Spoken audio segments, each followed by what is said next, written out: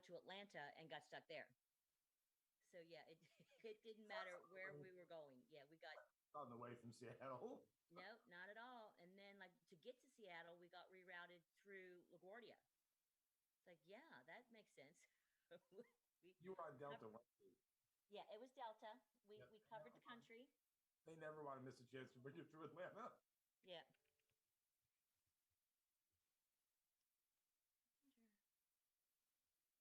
Okay, good morning, everybody. Are we streaming? Yes, sir. Okay. All right, everybody. It is 9:01 on Tuesday morning, December 11th. And at this time, I will go ahead and call the policy committee meeting for the New Hanover County Board of Education to order. I will go ahead and call the roll. Ms. Craybill, Yes, here. Mr. Wildebohr, Present. and I am here. A quorum is present. This time I will ask for an approval of the agenda. Is there a motion to approve? So moved. Is there a second? Second. Excellent. Any additions or deletions? Yes, I would like to add policy 2310 and policy 2330. Okay. 2330 is already on there. I'm sorry. 2330 is already there. Okay, there's a motion to add policy 2310 on for discussion. We will put that under policy updates. Is there a second? Second. Okay, there's a motion and a second. Any discussion? Ms. Craybill, how do you vote? Mr. Wildebohr, how do you vote? Aye. I also vote yes. Policy 2310 will be added under policy updates. Any other additions or deletions? Nope. Okay. On the question of the approval of the agenda, Ms. Craybill, how do you vote? Yes. Mr. Wildebohr, how do you vote? Aye.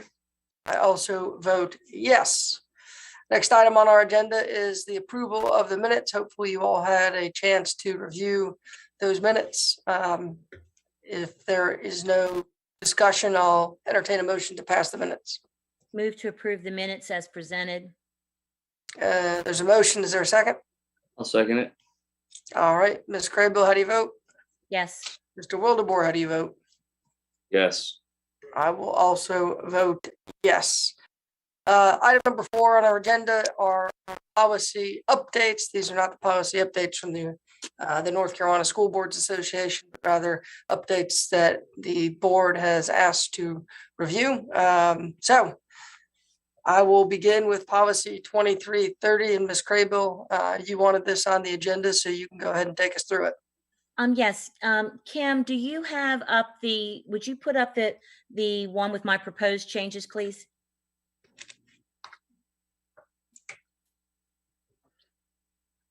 So while she's doing that, for those of you who were listening at the board meeting, we were having a little bit of discussion about the agenda, and we have to follow. Have I been kicked off? No.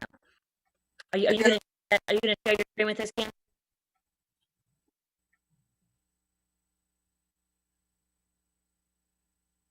Okay, so while she's working on that, so the question came up is, can we move things around in the agenda? And so Mr. Shive told us that that he thought that we could, that this template was just for planning purposes. Ms. Joy, are we going to be able to put that up so people can see my changes? Yes, ma'am, I'm trying. Okay, sorry. So basically what I wanted your input from this, and a decision. Do we have to follow this script? I mean, this format as if it were a script. And so what if you look in the first paragraph, it says the order of business established for each meeting should ensure that routine business is accomplished promptly. And I added that so that we had the liberty at each agenda review to take out items that were on this list if we were not going to be discussing them, or we could add anything else. But or we could move things around if it appeared to be necessary. And for such reasons as, maybe our presenters, normally it would be under information or old business, but our presenter could only be there in the beginning, just things like that, so that we could have the flexibility to run our to run our meeting in the most efficient way possible to get the business covered. So if you look under item A, letter A, I am proposing the following sample agenda format is to be used in preparation for board meetings. Any item in the sample agenda format may be deleted, and closed session items may be added in the appropriate place where needed. Ms. Joy, could you scroll up a little bit, please? Or down, whatever makes whatever makes the document go up a little bit.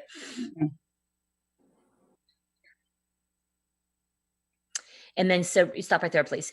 And so what I did there was I'm suggesting that we move the superintendent's report and the board. If we are going to have to follow this, to the letter, then I am suggesting that we move the superintendent's report and the board chair's report up, so that more people who are there will get to hear the important information that is shared. I am proposing that for call to the audience, we remove the agenda items, because many of our call to the audience people aren't adhering to that anyway, and it's too hard to police. And then in the, let's not use the word police, too hard to manage. And then, so I was recommending we take away the last call to the audience, because if we need to add one, we can always put that, through a vote to the board. And then I was wondering if this was a question for Mr. Boyer, if Head Start had to have its own bullet, or can that just be put under information or old business or new business, depending on what we're doing. So those were my proposals to change. Yeah, we sort of restructured the way we present Head Start, and we sort of broadened it to incorporate all of early childhood education. And on a monthly basis, as required by federal law, the board will be informed of the things that I used to just get up there and say. So, yeah, we should put it under information, or we should actually just be getting emails.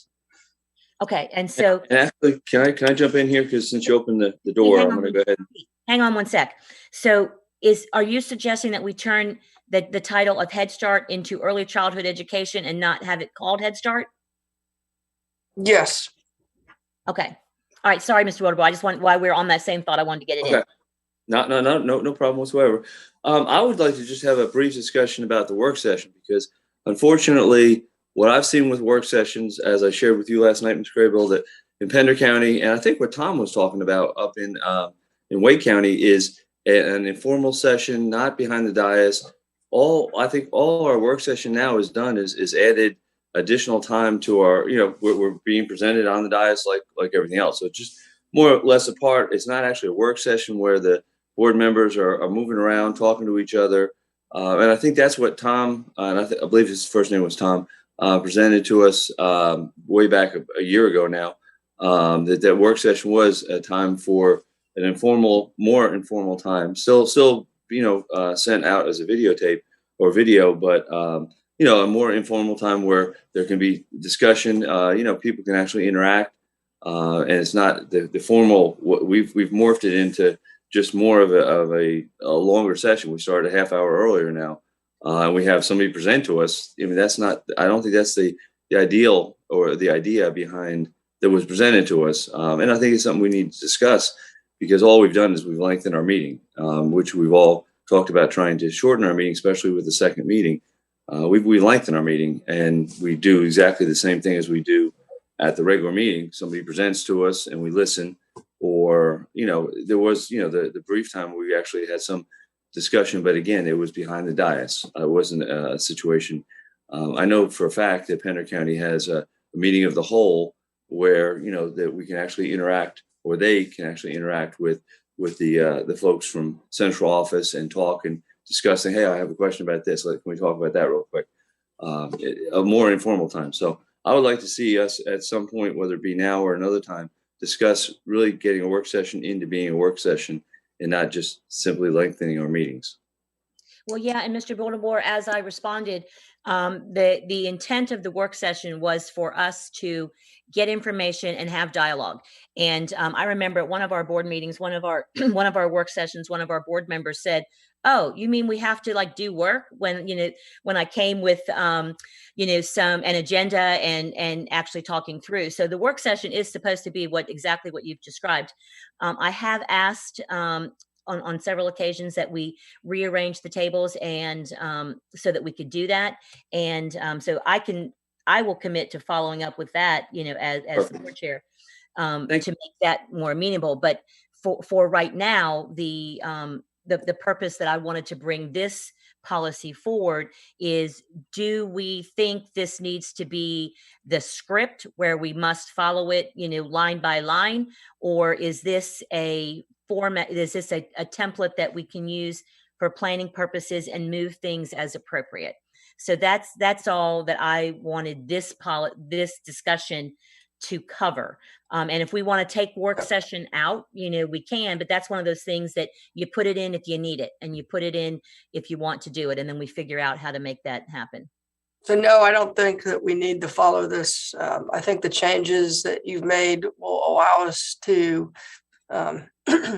especially, putting sample in, I think they're appropriate. I think they'll satisfy what we're trying to accomplish, which is, we don't need to be regimented. We need some flexibility, and we need to change things as necessary. So I might just add, can be deleted or moved, somewhere on the agenda instead of, so that way we can rework the order as necessary. I think I have those words. Ms. Joy, could you scroll back up to the top again just to see if I included those words that Mr. Boyer is talking about? Yeah, where it says any item in the sample agenda format may be deleted and closed sessions may be added in an appropriate place. Because Yeah, I would just say deleted or moved. Deleted or moved. Mm-hmm. Okay. Mr. Shive, would you care to weigh in on this?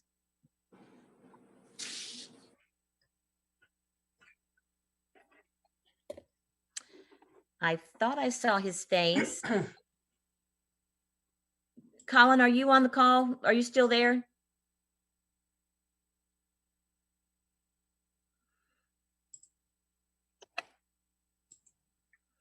Okay. He's the one making the official changes anyway. So we have to, maybe we can just come back to him when he gets back in a listening mode.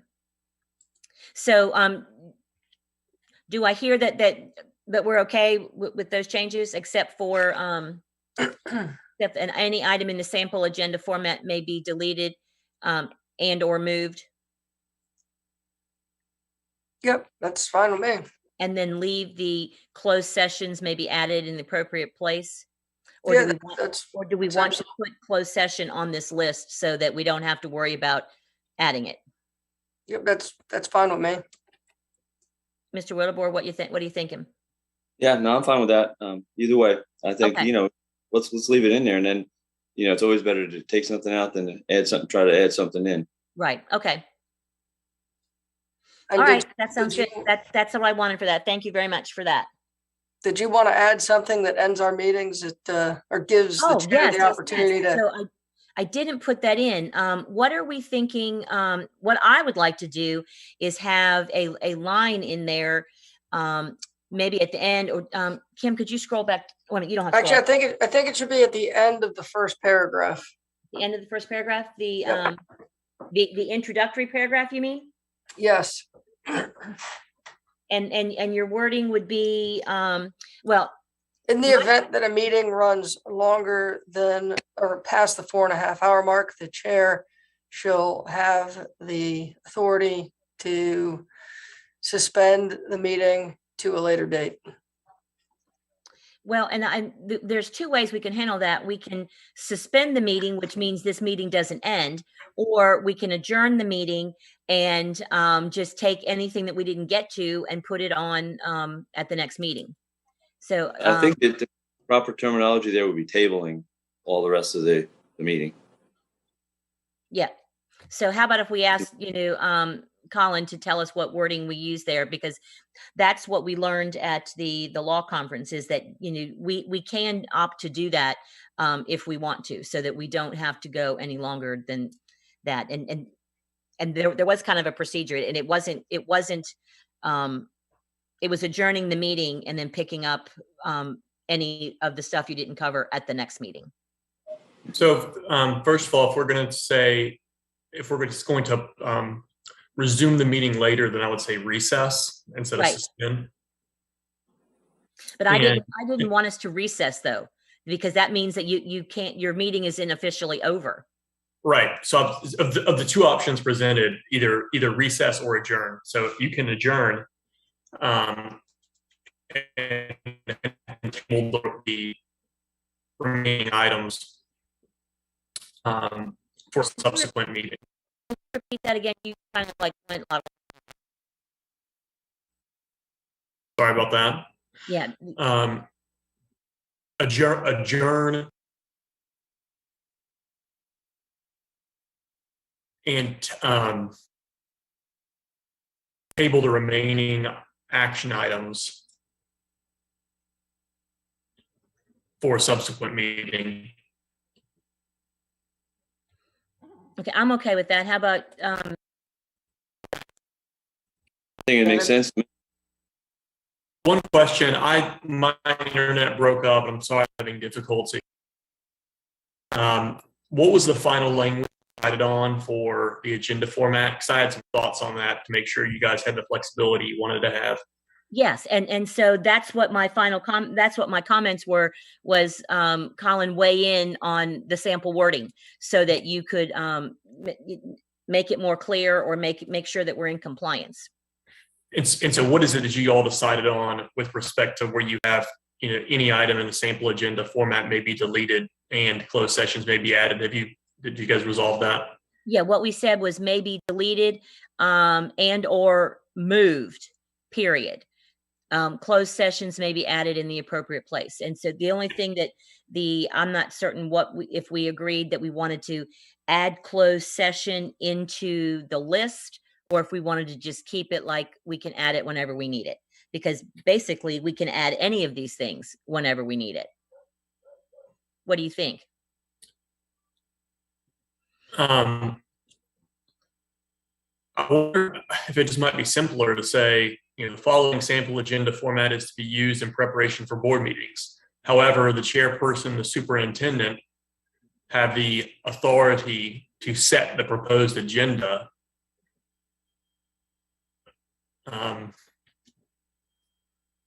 in a form that may deviate from the sample. And then you can add, you can remove, you can move it around, you can do whatever you want to do. Right. That sounds good. Just a thought. No, I think that's a great thought. Mr. Waterbar, are you okay with that wording? I think that makes a lot of sense. Okay, so Colin, could we put that on that list of to approve with your wording changes for us? I just went out again. I'm gonna have to join on my phone. I'm sorry, something's going on with my computer. What'd you say? I'm sorry, I missed it. That's okay. Would you be willing to put those words into an update so that we can into this policy, so that we can have those ready to present? And our goal was to try and get since we already have this policy in place, was to bring it forward at the interim meeting so that we can just approve it. Yes, and Kim, can you send me a Word version with the red lines? Yes, we'll do. Thank you. Perfect. Thanks, Colin, and thanks, Nelson and Pete.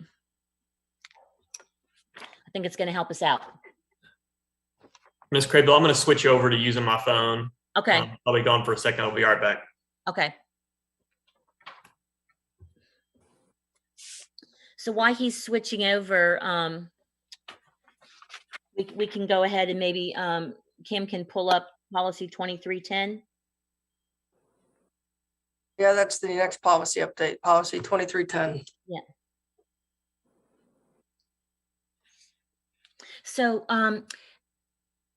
where do you propose we put this 2310 on our summary sheet? It's not really a policy for first reading. Where do we put that? Well, it's still it's amended policy, so we'll just put it, we'll just make a separate motion to put it on for second reading, or not for second reading, but as an update. Okay, so okay. All right, I'm not here. Okay, so before we move on, I was negligent. I wanted to welcome Michelle Cornegay from Ashley High School. She is our principal representing NC Papa today. So welcome, Michelle. Chime in whenever you have a comment. Okay, so the next policy that I wanted us to look at, that I brought forward, was policy 2310, public participation at board meetings. And Kim, if you could just scroll to where all my highlighted things were.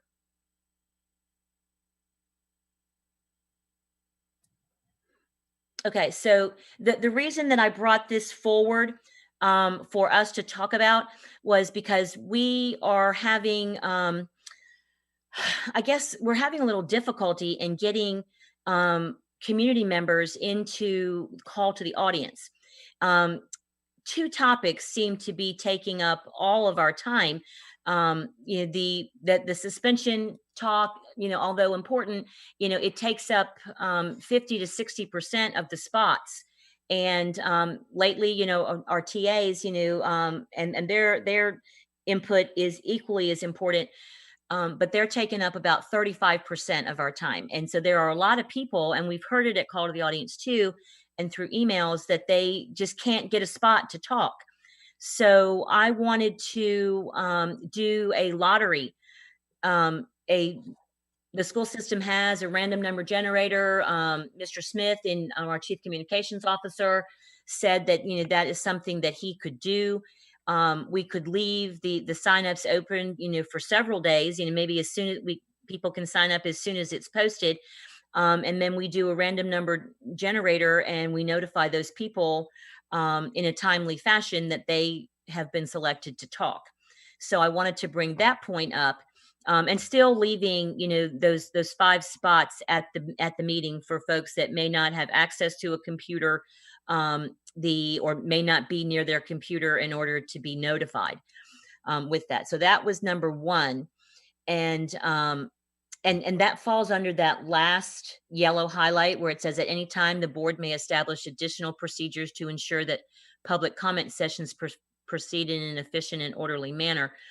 The second thing was that I highlighted in blue, where it says in an unusually large number of people request to speak, the majority of the board may decide to request a designation of a spokesperson for each group of persons supporting or opposing the same positions. And so that goes back to, the folks that, take up, 15 spots out of our 30. So I wanted us to make a recommendation to the board if we thought that was important, so that we could develop a plan on how to notify, how to get people to combined up. So any thoughts on that? Yeah, well, I'm going to jump in if you don't mind. I mean, I understand definitely where you're coming from. It does make sense because we do hear, and it is the same people, I guess they set their alarms and get up and stuff. So, I have mentioned that before. It'd be nice to be able to hear, because there are other people that have other topics they'd like to bring up. So, that does make sense to me that we need to come up with some kind of plan.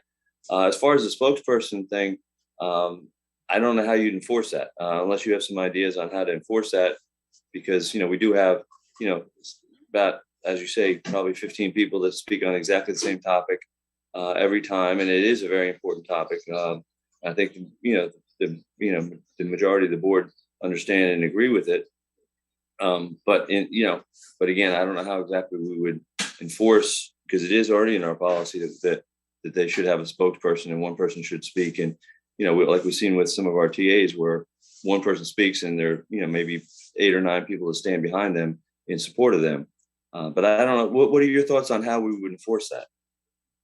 I don't really, I'm not sure how we would even begin a discussion about that in the policy committee, since the majority of the board would have to decide to do that. I think that would be something we'd have to discuss amongst ourselves if we wanted to do that, or how that would look.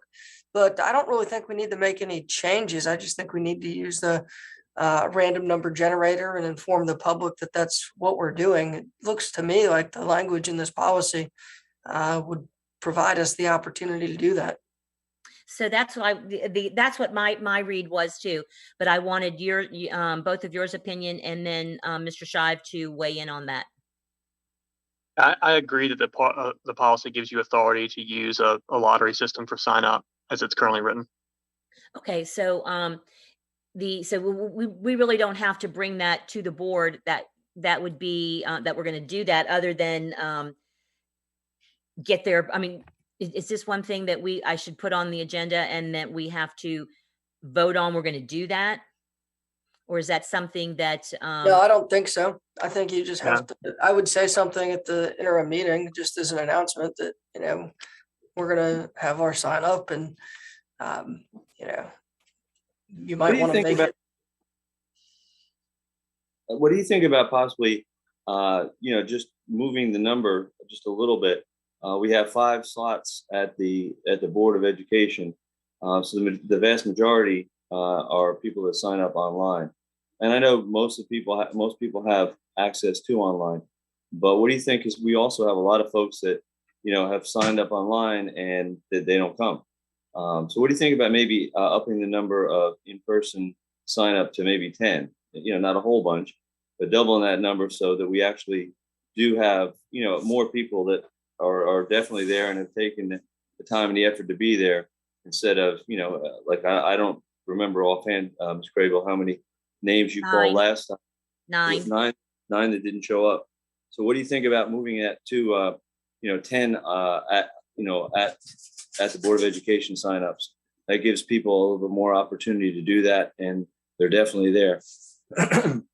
Excuse me. What are your thoughts on that? That's not in our policy, so we can just do that. Right, but we don't have to be I'm saying- tied to those, and we don't have to go the whole hour either. It just says up to an hour. So if people don't show up, then we just get done early. Okay. And that's just kind of being rude to your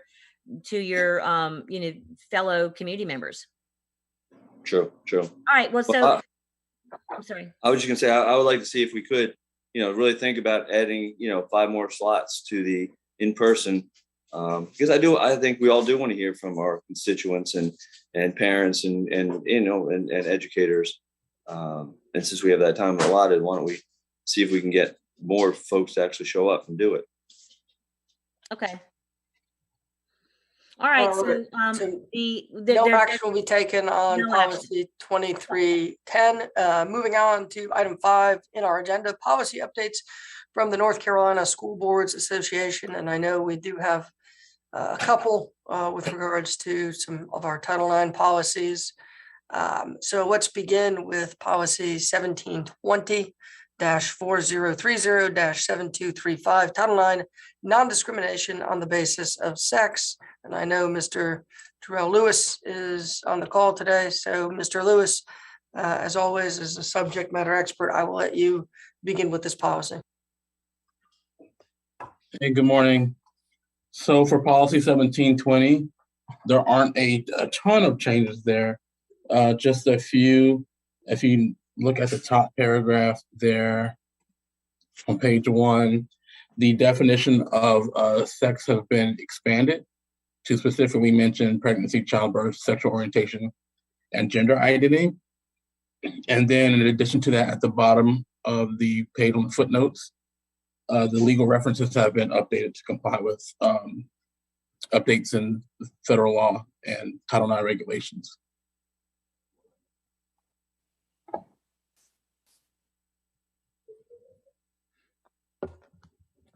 Okay, these, again, I'll just remind everybody, these are mandated by federal law. So does anybody have any comments, concerns, questions? I did not. Excellent. Mr. Wildebohr, you okay? Let me unmute myself. I answered you twice already. Yeah, I'm fine. Yeah, I'm sitting there chatting with you and don't even have it unmuted. All right. Grandfather brain, sorry. That's all right. We will put this policy on as written. Our next policy up for discussion is policy 17205-4035-7236, Title IX sexual harassment. Mr. Lewis. Yeah, so this was only the updated legal references at the bottom. The policy itself did not change. So, Mr. Lewis, I have one question for you. In letter A, where in the second paragraph, where it's talking about, when it's talking about sexual harassment prohibited under Title IX and by this policy is conduct on the basis of sex occurring in a school system, education, blah, blah, blah. Do we need to have all those additions that that were added to the previous policy, where like the definition including pregnancy, childbirth, sexual orientation, and gender identity? Do we need to call that out, or are we good? No, we're good. On the basis of sex, it's just Title IX language, but it already includes that expanded definition of those protections. Okay. So we don't need to add it there. So how come we had to add it on the previous policy? On the first line? Because that is just the 1720 is just like the overall non-discrimination policy, so that lets you know what's included. Okay. 1725 is the actual Title IX policy itself, but it's really talking about specifically the sexual harassment. So 1720 kind of satisfies that piece of letting you know that what is included in that definition of on the basis of sex. So it's kind of redundant. Okay. It's not like you can't do it, but it'd be kind of redundant there. Okay, not a problem. I just wanted to be consistent. Thank you. And since we have you on the agenda here and we're discussing, can you look at section C of this, number 1? Mr. Lewis, would you share with us how the assistant principals, the counselors, teacher assistants even are trained, or what training do they go through to be able to receive these reports? So the training that they receive, we do the trainings with the principals meeting and the AP meetings. So there they get the training on mandatory reporting and Ethics 360, the actual system. It walks them through with picture examples of how we actually report, how they can make a report, and the requirements. So that is how the schools are getting that information through their leadership. So that basically you're saying that you put the responsibility on the principals and assistant principals, because it says here even a teacher assistant could receive a report. How do they know? So we don't have a glitch somewhere. What training do the teacher assistants go through to be able to receive this report? That burden is on the schools themselves for that personnel. That is on the school. We are increasing training, and we do have a video that we will be rolling out to get that information to everyone at the same time. But for now, it is the principals at the school that's it's their duty to make sure that their employees know that they're supposed to report these type of behaviors and how. So that's just Ethics 360, for example, just one method of reporting. But there's they could be in person, email, various ways. Well, I just as I'm saying here, I just think that it's real important, and it sounds like you've got the handle on this. But like the teacher assistant gets a report, at school XYZ, how do we know for sure that they know that, hey, I got to bring it to the principal's attention immediately? So, but you're saying that you've told the principals, and the principals should be telling their subordinates. Correct. Okay. Standards, trainings, and things like that. Yes. Awesome. Thank you. All right, if there is nothing else, we will move on to our next policy, and we will put policy 1725-4035 on as written. Just Nelson, can I ask a question here? Are these policies for first reading, even though we've already had this policy and we're just making some minor changes? Does the same first reading, second reading apply? No, they're just gonna be, so thank you. No, they're going to be just put on the agenda and adopted by the board. So, all right, so I guess we're going to need to make a third column somewhere so that we make sure we know that. They will just be policy updates. Okay.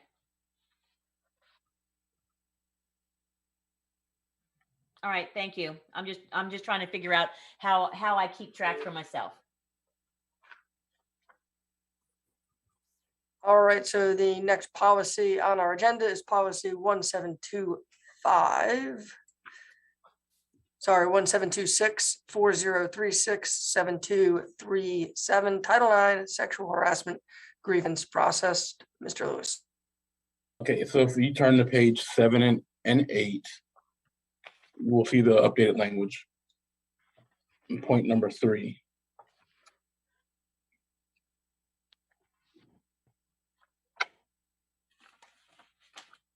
So this language was updated. It's the old policies, you specified who would conduct the investigations. However, since we've gotten some new investigators in central office, the Title IX investigations are handled from central office and not from the school level. So these changes are to reflect that. So it says that essentially the Title IX coordinator will designate who the Title IX investigator is. So therefore, it's not the duty of the principal to conduct those investigations. We have assigned an investigator full-time just for that purpose. And then it also talks about a couple of conflicts of interest.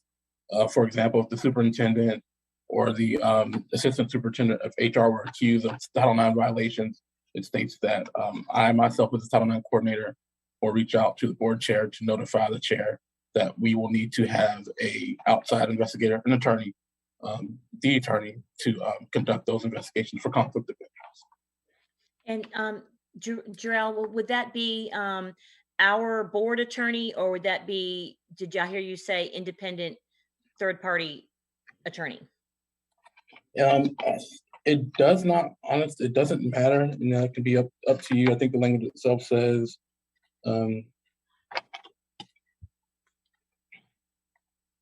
shall immediately notify the board chair who shall direct the board attorney.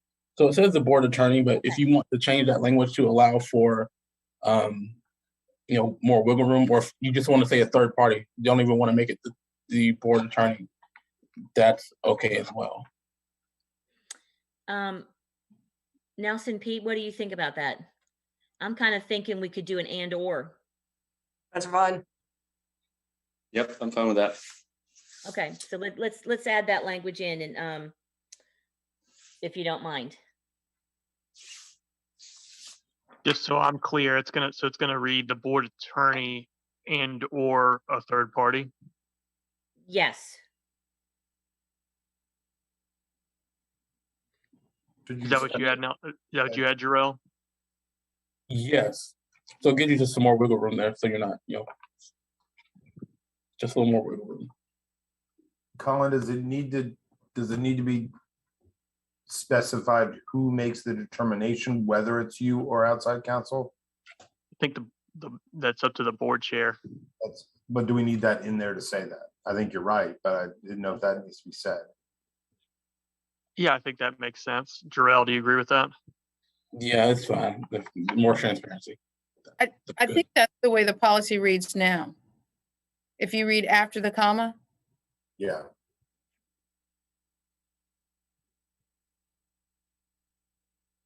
Correct. So it does already say that unless the board chair determines that outside counsel should be engaged. So Okay. yeah. I just want to make sure that we have the, I guess the board chair always has that latitude, to suggest to the board, but it would be nice that if you have it in backup. Yeah, I think the most important piece there is if you want some continued wiggle room is if you don't want it to be counsel in general, a third party, it's Right. more general term. Yeah. And I wouldn't even call it wiggle room. I would want to call it latitude, you know, to pursue the kind of investigation that is the most robust and thorough. Mhm. Okay, Colin, did you get all that? I believe so. I'll confer with Mr. Lewis as well. Okay. And in addition to that, the last update for this at the very end, the footnotes there were just the legal references consistent with the other legal references that were updated in previous two policies. Okay. I just had a question on, where am I? C4, talking about the burden of proof. Page 5 of 17. Okay. Basically, I think I have my understanding pretty clear on this, but I want to make sure that, for the general public also to hear. So basically, our investigator, it's their job to do all the investigation. It's not the complainant's job to present, but I mean, how does that all mesh together? Because, if we say we have a person that's saying, yes, I was sexually harassed, I want to blah, blah, blah, I want to go out and tell all this. So basically you're saying that the investigator would take that in and then continue the investigation, and it's their job to do that full investigation, not the person who's doing the complaining to present all the evidence, correct? Right. So the burden is on the school system to find all of the relevant and directly related evidence to get to the outcome of their investigation. It's not like in maybe a criminal sense where you have to kind of prove that you didn't do it or anything like that. It's all of the onus is on the school system. There is no burden on the parties themselves to prove or disprove the actual, factual claim. That burden is entirely on the school system to do a thorough investigation to find it and then make a determination based on the policy. Gotcha. All right. Fair enough. Thank you. Thank you for that clarification, Mr. Lewis. All right, so if there is nothing else, we will move policy 17264036-7237 forward to the board for the board's consideration. The next policy on our agenda is policy 2125-7315. Again, this is another update, one previously considered, but for this, I will go ahead and turn it over to Dr. Barnes, and I assume we'll also hear from Ms. Varnum. I'm pulling it up. I had the 7,000 series in here. I need to find it. Sorry. Oh, that's okay. Ms. Varnum, do you want to start here since student records are covered? Sure. Can you hear me okay? Yes, ma'am. I don't have any comments or additions to this. It aligns well, so I don't have anything necessarily to add, but I can take questions if you have them. I had one question, and this was for Dr. Barnes, I think, under personnel files, where a number 1, where it says, knowingly, willingly, and with malice permit any unauthorized person to have access to information. Do we need to put in there to have access or to share? Because there's one thing to have access to it, and then another thing that you're allowed to have the access, but then you share it inappropriately to parties that are not able to have that information. And I can chime in on that, Ms. Craybill. Okay. That language is quoted as directly from statute. Okay. And I think that have access would encompass sharing. So if you're providing access to somebody, then you're sharing. I think it's a different definition of the same thing. I think it's also covered in our ethics policy too. I think it's 6310 about professional behavior. Okay. All right. Yeah, because there are many of us, or many, not an us, many people in the school system that have access to the data, but they're not allowed to share it. Right. Okay. I think that is covered under our board of and under our ethics and professionalism policy too. Okay. Ms. Uh, Brinson, did you have anything to add here? I know PII is on here. Do what? I was just asking Ms. Brinson if she had Oh, anything sorry, to sorry. add. I thought you said Craybill, and I'm like, I just did add. No, I believe Julie's been making sure that all that is getting covered with FERPA. Excellent. Yes. And I don't have any other changes other than what we discussed. Thank you, Dr. Barnes. Board members, are we comfortable moving this policy on for consideration? This is just an update one. So this is in the same boat. We don't have to go through first and second. That's Correct? correct. As we move forward over the next several months, you'll see more and more updates as we are somewhat behind on our adoptions. So yeah, we'll have updates at the beginning of each month. But yes, this is another update. Okay, can I just make a comment to you? When we get to the actual board meeting, would you explain that to people so no one thinks that we're skipping, first reading and second reading, procedure? I absolutely will. Yeah, that's just note to self. Thank you.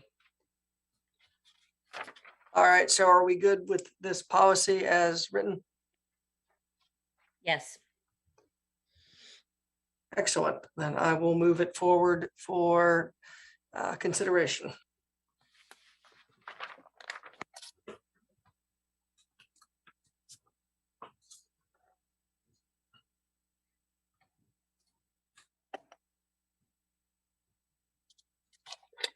All right, moving on, our next policy for consideration is technology responsible use 3225-4312-7320. And I will ask Ms. Brinson to begin our conversation. Yeah, this is one that we've already gone through. They did make some changes. Most of the changes were just moving information in different areas and then kind of just clarifying some definitions. I am perfectly okay with the changes that the North Carolina School Board has recommended. I had one question about this. It's not really this one is not about the wording. It's on page 3, the new number 11, where it says users must not enter personal financial information into a school system technology device for any purpose. What came to mind was a teacher perhaps buying supplies for his or her classroom and doing it at school where they might have to spend their own money to get that. So is that not allowed? It's not necessarily, it's not allowed, it's not recommended. I mean, you typically don't want to put your own personal banking information into any computer other than your personal computer at home on your home network. So this is something we've had in our policy for years. It's not anything new. It's just, I know it's not new. That's why I was just asking. It's just smart. It's just smart business. So if it says must not, does that mean they're allowed if they want to? I mean, there's no way of physically stopping them. Okay. I mean, there's no way of us knowing. I think one way it indemnifies us if the school system computers get hacked, get a hold of someone's personal financial information, this policy indemnifies us of the responsibility of the choice that they made. Yeah, Okay. because this is what happens. People do that, or people will have in their Google documents, they will have credit card numbers or banking information, and then, or they shoot it in an email to somebody. And we've had stuff going back and forth between students and parents, and all of our emails are subject to public information. So potentially there could be an email that has to, that gets asked for, gets put in that group, that gets checked, that may have somebody's credit card information or banking account information. And that's why it's kind of advisable not to do any of that stuff through email or on our network.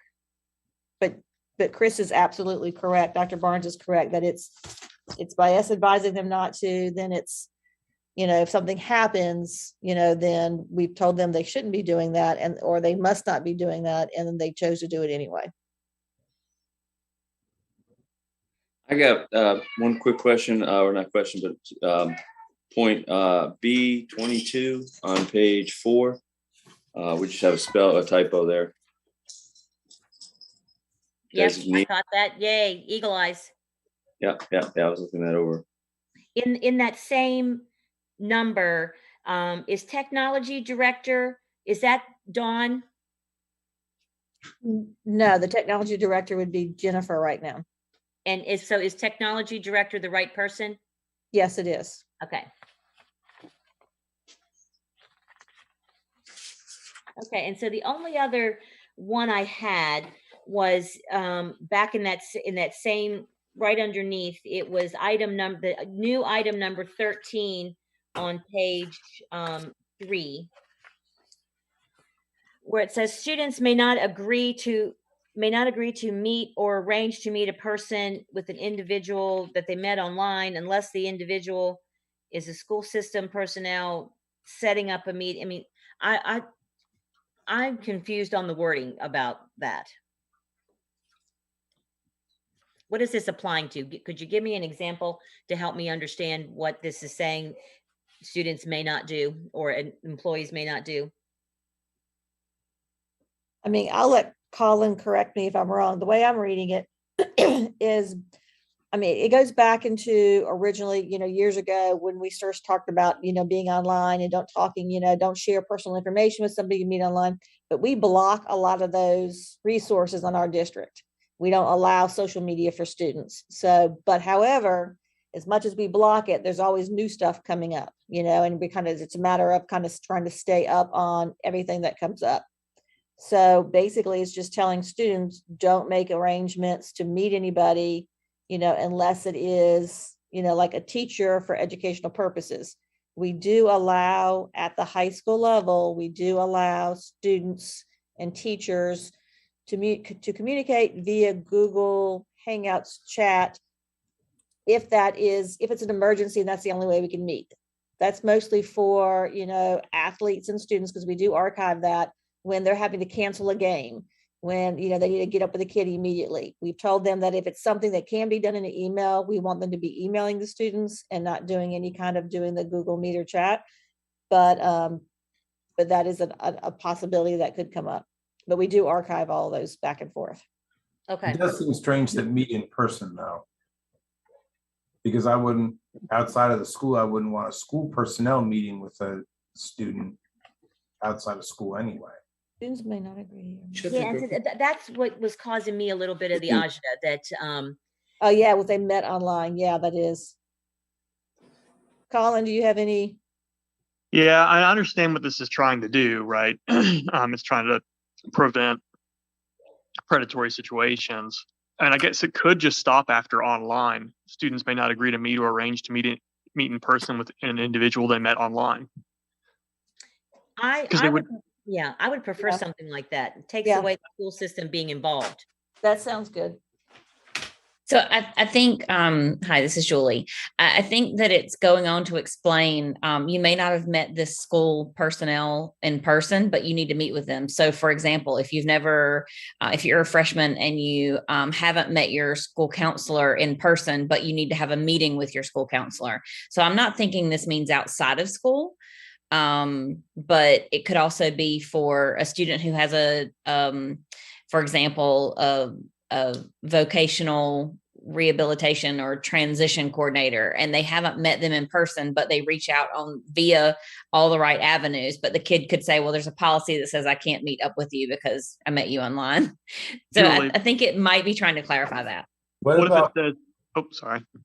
I think we're going to do the same thing, but you go first. Yeah. Okay. Sorry, Chris. If you just replace individual with non-school system personnel. So students may not agree to meet or arrange to meet in person with non-school system personnel they met online. Okay.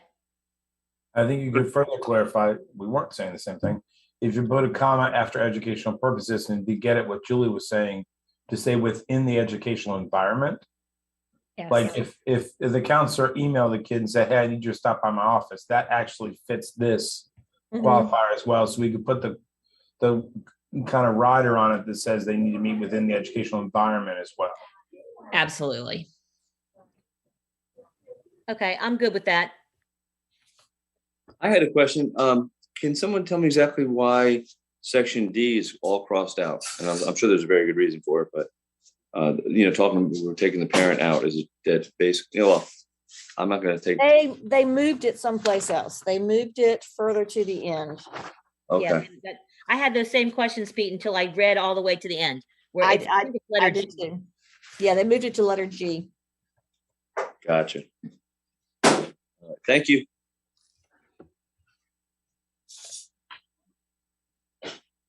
Well, and I did have one other question. Oh, yeah. Is section F2,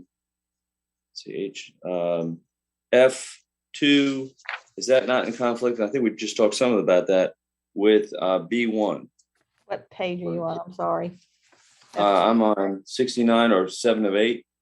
Where it says employees, is that what you're talking about? Yeah, employees' personal websites.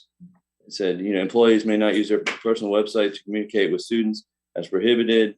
But is that not in conflict with section B1, where it says you can under certain reasons?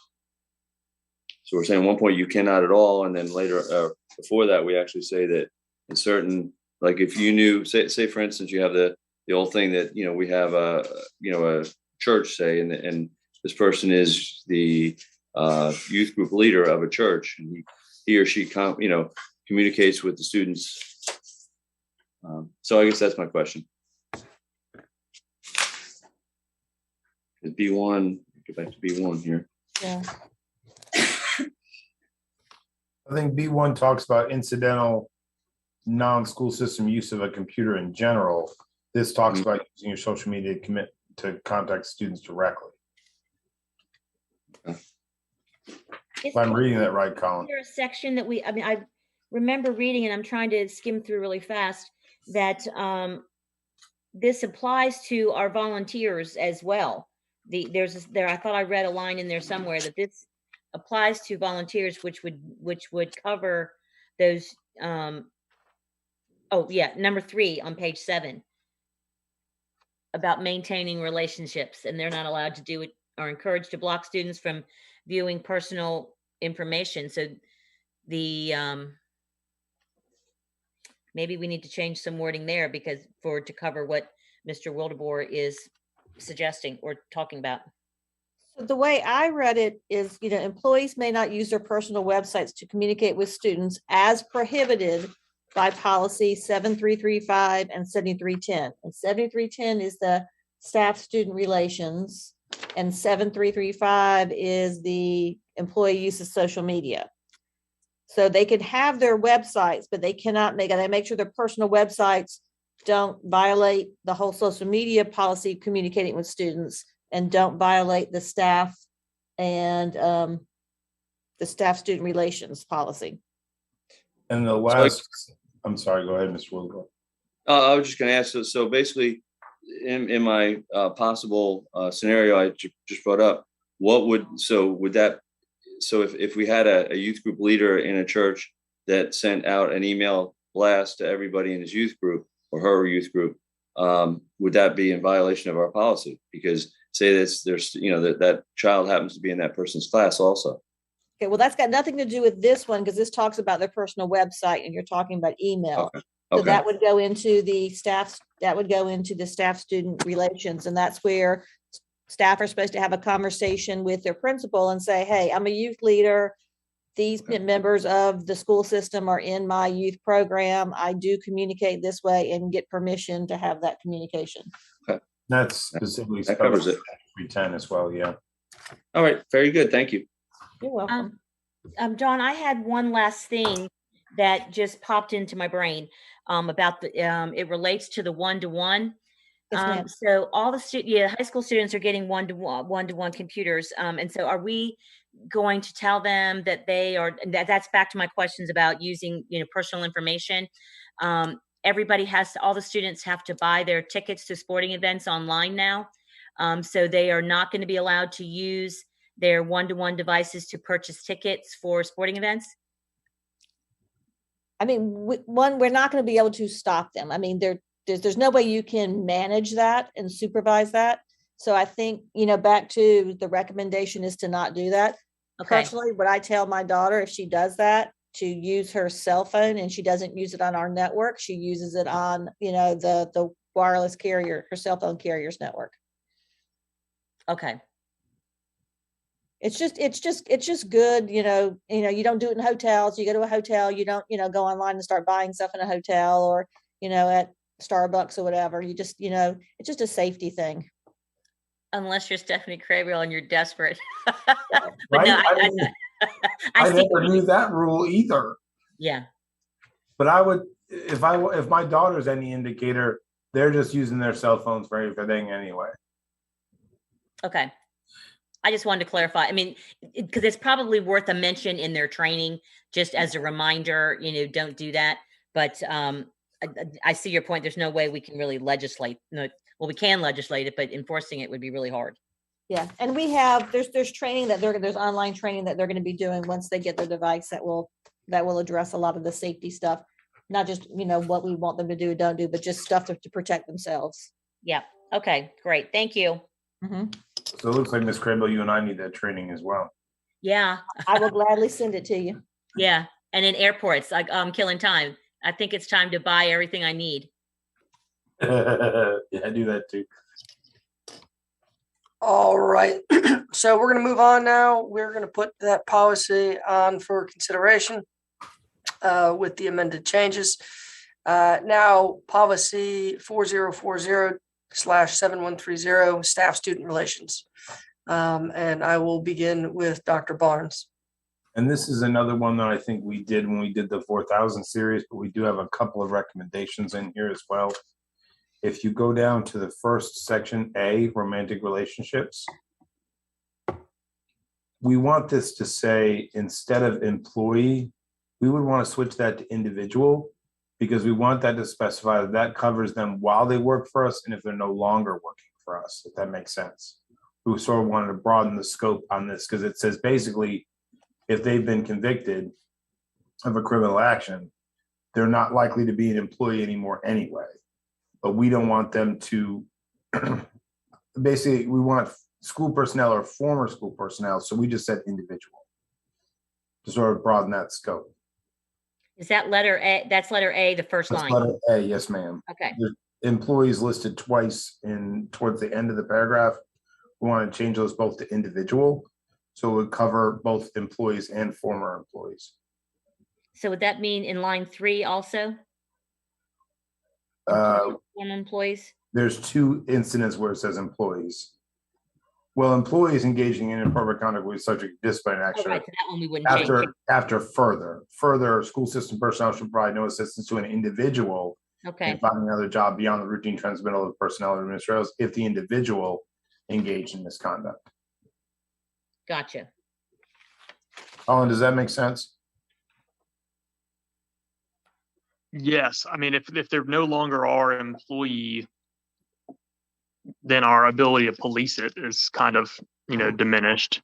No, but this says we are not going to provide assistance. It's not saying what the former employee does is what we do. Oh, okay. So supporting them and finding another job. We want that to encompass current and former employees both. Got it. Okay. There are several instances where we would recommend that we take out his or her and change it to their. That's grammatical, not substantive, but if we're making these more gender neutral, we should say in the first paragraph, employees expected to motivate each student to perform to their capacity while modeling the behavior instead of his or her. And that's about 6 or 7 times in through the whole thing. The only other specific language we wanted to change is if you go to page 3 of 4, please. And this is reporting by students. It lists here under number 2, should immediately report this situation to the principal, school counselor, the Title IX coordinator. We wanted to say to any trusted adult, comma, including those people, because we don't want to limit our students in who they disclose to. What's important is that they disclose, if that makes sense. Yeah. So we thought to any trusted adult, and then add those, keep those people too, but add that sort of rider on that as well.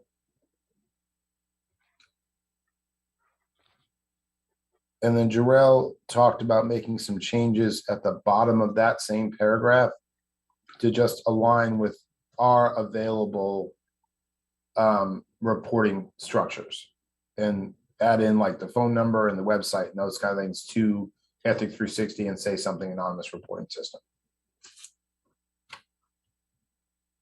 Those were the changes we recommended. I had one question it was on page 2, number 3, where it's talking about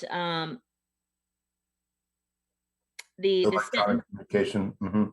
The employees are prohibited from engaging in other forms of one-to-one electronic communication. It lists the examples with students without, this is my point was, without written prior approval of employees, supervisor, and the student's parents. And I thought when we talked about this before, that we did away with the permission stuff, that we're just saying you're not allowed. Unless one of the following A, B, or C is in evidence, right? Well, so the rule shall not apply if any one or more of these. I guess I'm having a hard time without prior written approval from the supervisor and the employee's parents. I mean, that's Yeah, Jarrell, when we sat down with the HR leadership team and went over these, we talked about that as well. Do you remember what our because I remember having that same concern. Do you remember what we landed on with why we left it in there?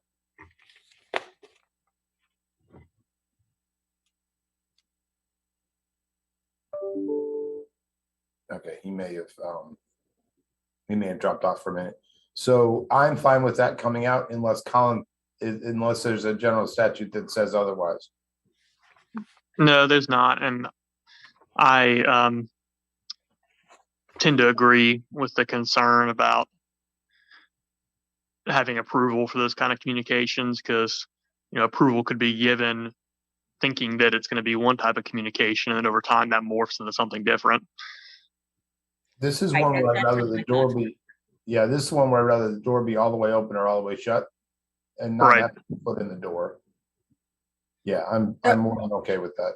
So I know Dr. Faust had, when we discussed this previously, had sort of issued a zero tolerance policy. I'm not sure if he's jumped off already. But if he has jumped off, I think I would want to just wait on this. I think this is a really important issue, and I'm more comfortable with a zero tolerance, but since it's changed, I'm wondering if there were some reasons for that, or if this is just reflecting the update from NCSBA.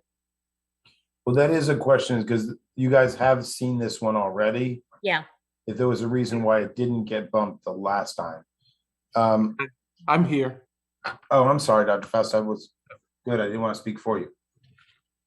So are we're on number 3? Just yes, on page 2. 3, the top where it says employees are prohibited from engaging in other forms of one-on-one. Right. I had stepped away. What was the question? So the last time we discussed this, I think we had changed the language to just say there is no electronic communication. It's just no permission, no nothing. And now the language is back. And I'm just wondering if it's because it's the NCSBA update, or if your staff and you wanted to make these changes. No, we had taken that out and had not put it back in. And so it technically should read employees are prohibited from engaging in other forms of one-on-one, one-to-one electronic communications and with students, and then it's period. Yeah, that's what my point I was bringing up is. I am positive I remember hearing that when we talked about this a while ago. And we had Dawn had set up ways for coaches and individuals to communicate that it was on one of our platforms, where it was, I think it's in here where she was like, all of our students have email accounts that are attached to the school district. So we needed to be able to track and trace in the event that there was inappropriate conversations that were going on, but we did not want to endorse it.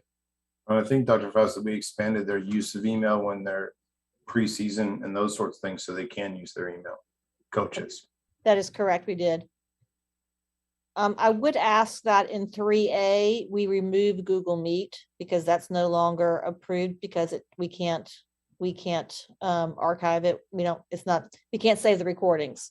So if we can just leave Zoom and get rid of Google Meet right now. Or you can say just consider conducted via an approved electronic video conferencing That platform. would be fine too. And Or then you get just both take of out those PPs and- examples. Yeah. Yeah, 'cause that would be fine. It says that afterwards. Ms. Crable, you had spoke earlier about in that one-to-one electronic communication, e.g. all those choices, you had spoke before about wanting to add social media into that as well, Yeah. because that's another form of one-to-one electronic communication specifically that everyone uses. Yeah. And there's like a ton of social media, things. I didn't know if we wanted to list them all or not, because, every week there's going to be a new one. And as soon as we prohibit that one, then the kids are going to find a new one, to get out there and do. So but sometimes it is important to list it so people are pretty clear on what we're talking about. Yeah, but this I could go either way. this area says they're not supposed to be communicating with Right. students unless it is one of these exceptions, A, B, and C. Gotcha. Okay. So I think just saying that they are prohibited from engaging in any other forms of one-to-one electronic communication with students, period. I mean, that's everything. I mean, unless where it says e.g., you want to list social media there. I mean, That's that would what be on the I close. was thinking of adding it to the smorgasbord of Yeah.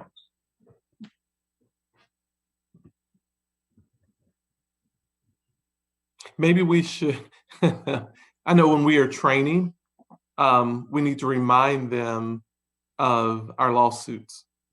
Yeah.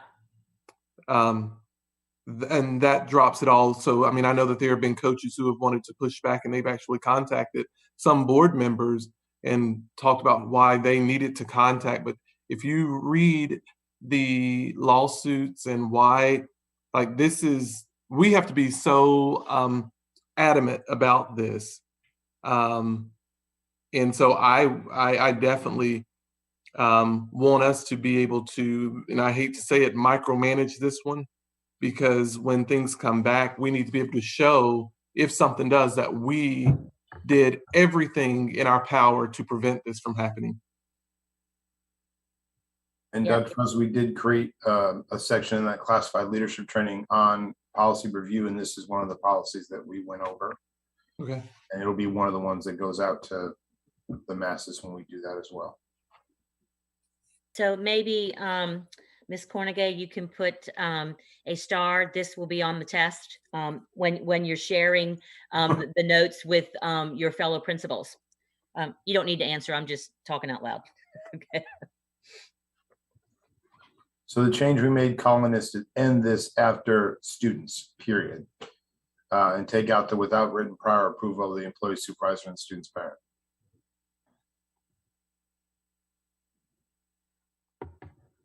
Okay, so are we good with moving this forward for consideration as amended? Yes, sir. I am. Excellent. Let's put policy 4040-7130.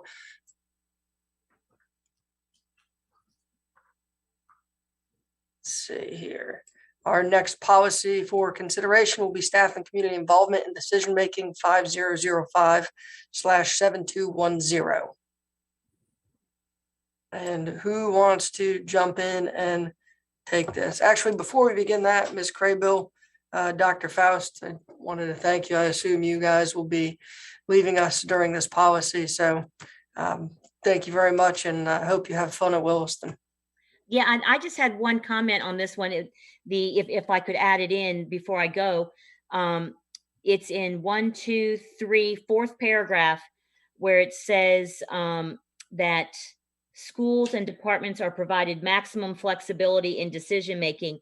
And I think we talked about this in another policy last time about what that word maximum flexibility means.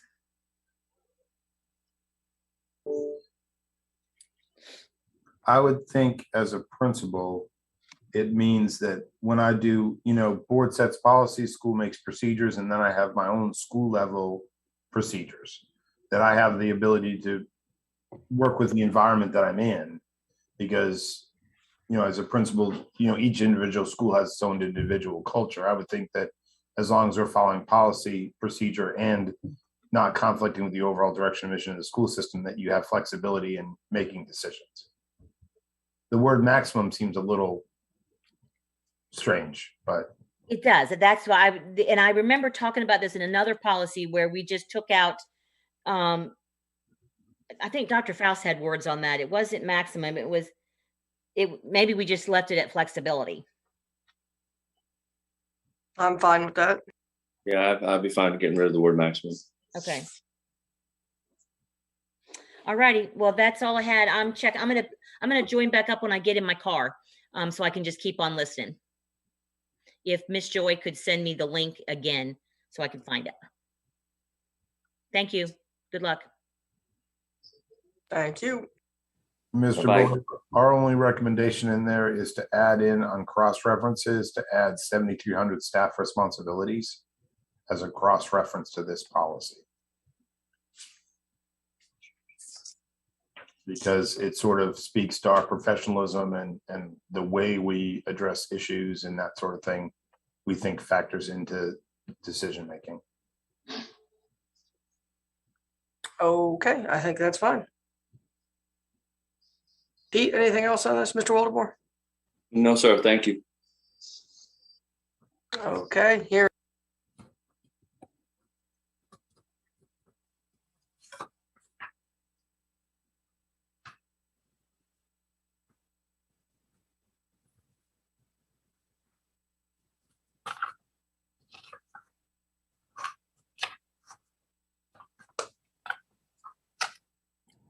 Mr. Bowyer, are you speaking? You're muted.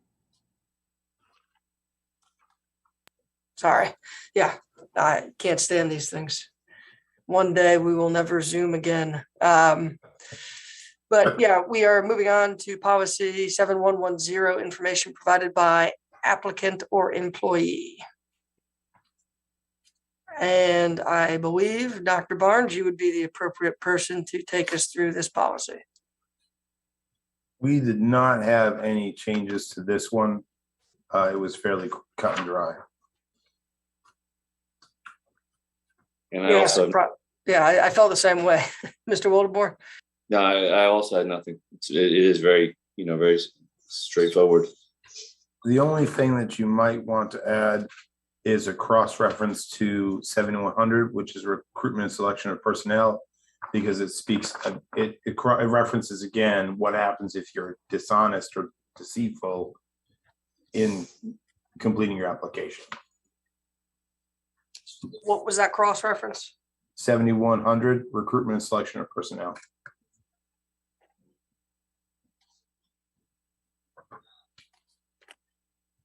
Okay. This policy sort of references both your current and your future employees, but that specifically is built for future employees.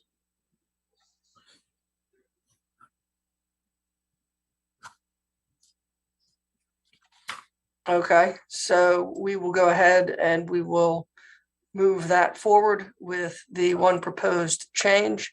Our next policy is policy 7120, employee health certificate. Dr. Barnes.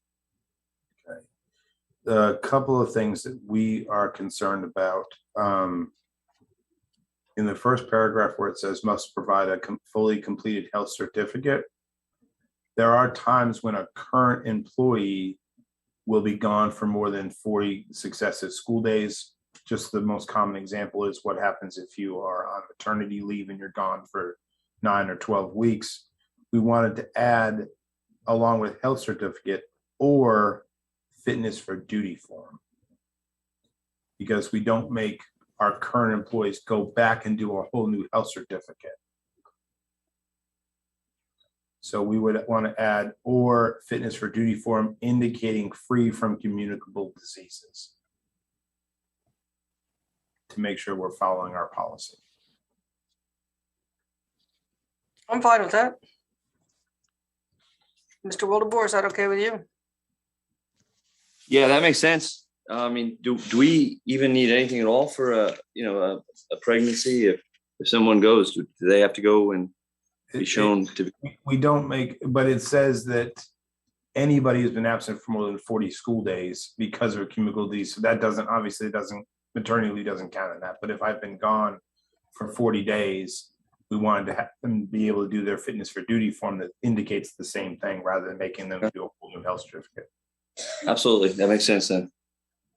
Sorry, I misspoke with I was just thinking about the normal reason that people are out for more than 40 days, but that's, if it says if they've only been absent because of a communicable disease. So it would be a fairly rare event.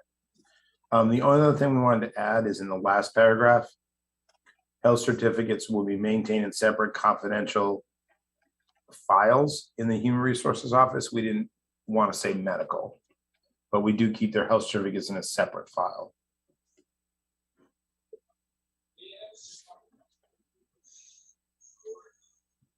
Because that separate file contains other things as well. It's not just solely a medical file. Okay, that's fine. Moving on up. All right. Sorry, I've got a couple things for discussion. One is whether or not New Hanover County Schools, and I think this might be a Colin question, not a board question, about whether we are required to pay for pre-employment health screening or not. So Colin, if that's not a subject for this, we need to talk about it later. Yeah, I think I looked into that and we are not required to pay for it. Okay, I thought it was a federal statute that said otherwise, but yeah, and I know I looked at that. I believe Ashley sent that to me, and I thought that I had responded about that. As I know I looked into it. Give me a moment. that's fine. If your thought is no, that's perfectly fine. I didn't want to leave it out if that needs to be in here though.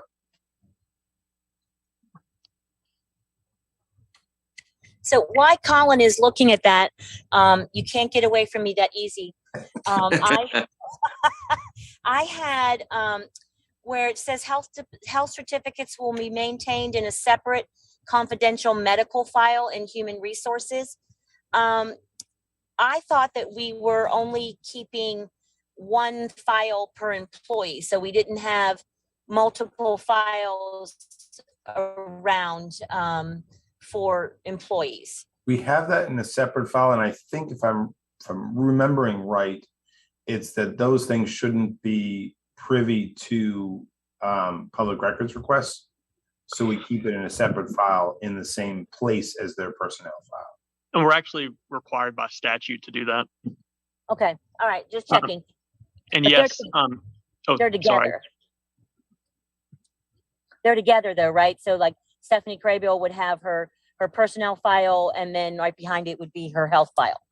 Mm-hmm. Okay. And Dr. Barnes, I look back and yes, I did reply to Ashley about that the general statute about does not, we're not prohibited, or sorry to phrase it differently, we are not required to pay for the pre-employment medical certificate. Fair enough. My only other question, Colin, in this is, does the COVID pandemic change any of this at all, or should we be looking through that lens at this at all?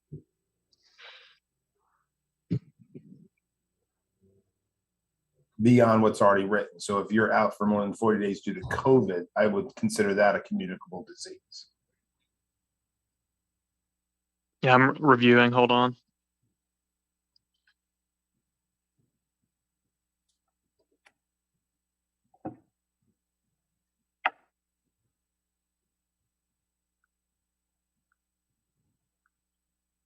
And I don't know if that 40 days, let's see if is that 40 days in statute. If so, then we couldn't change it.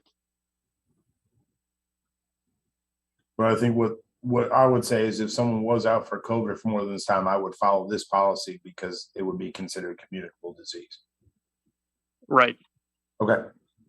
Yeah, I concur with that. And it's pretty rare. We're not seeing much of that 40 days, but Yeah. okay. Yeah, the 40 days is in statute, and I agree that communicable disease would include obviously COVID.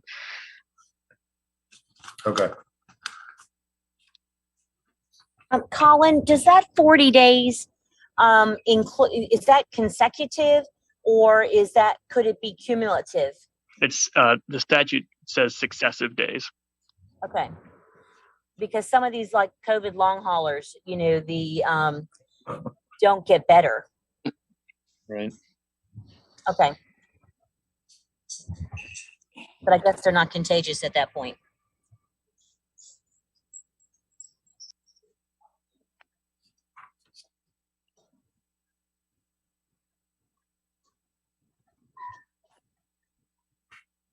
All right, so are we good with this one?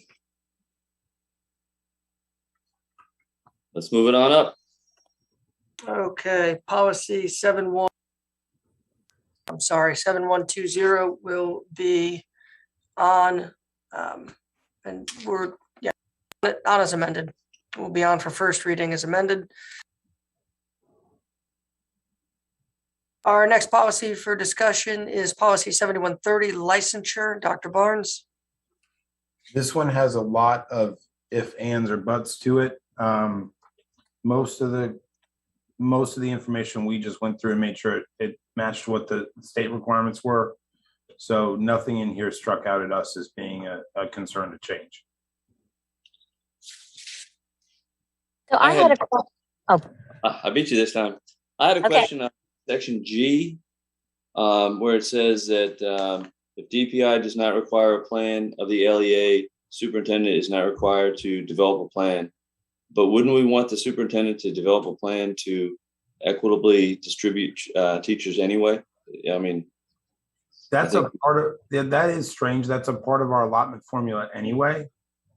And it's part of our work with our Title I to address low income schools. Right. So one of the areas I think this may come up in is developing a plan for a stipend for our harder to staff schools. That would fit under here if we have to develop a plan to express the disparity between, where our more experienced teachers lie and that sort of thing. But it's built into our policy and our allotment formula to provide for an equitable distribution of teachers. Yeah, Right. thank you, Mr. Wildebohr. I had the same question. I don't really like that language at all. I don't know if there's something that we can put in there.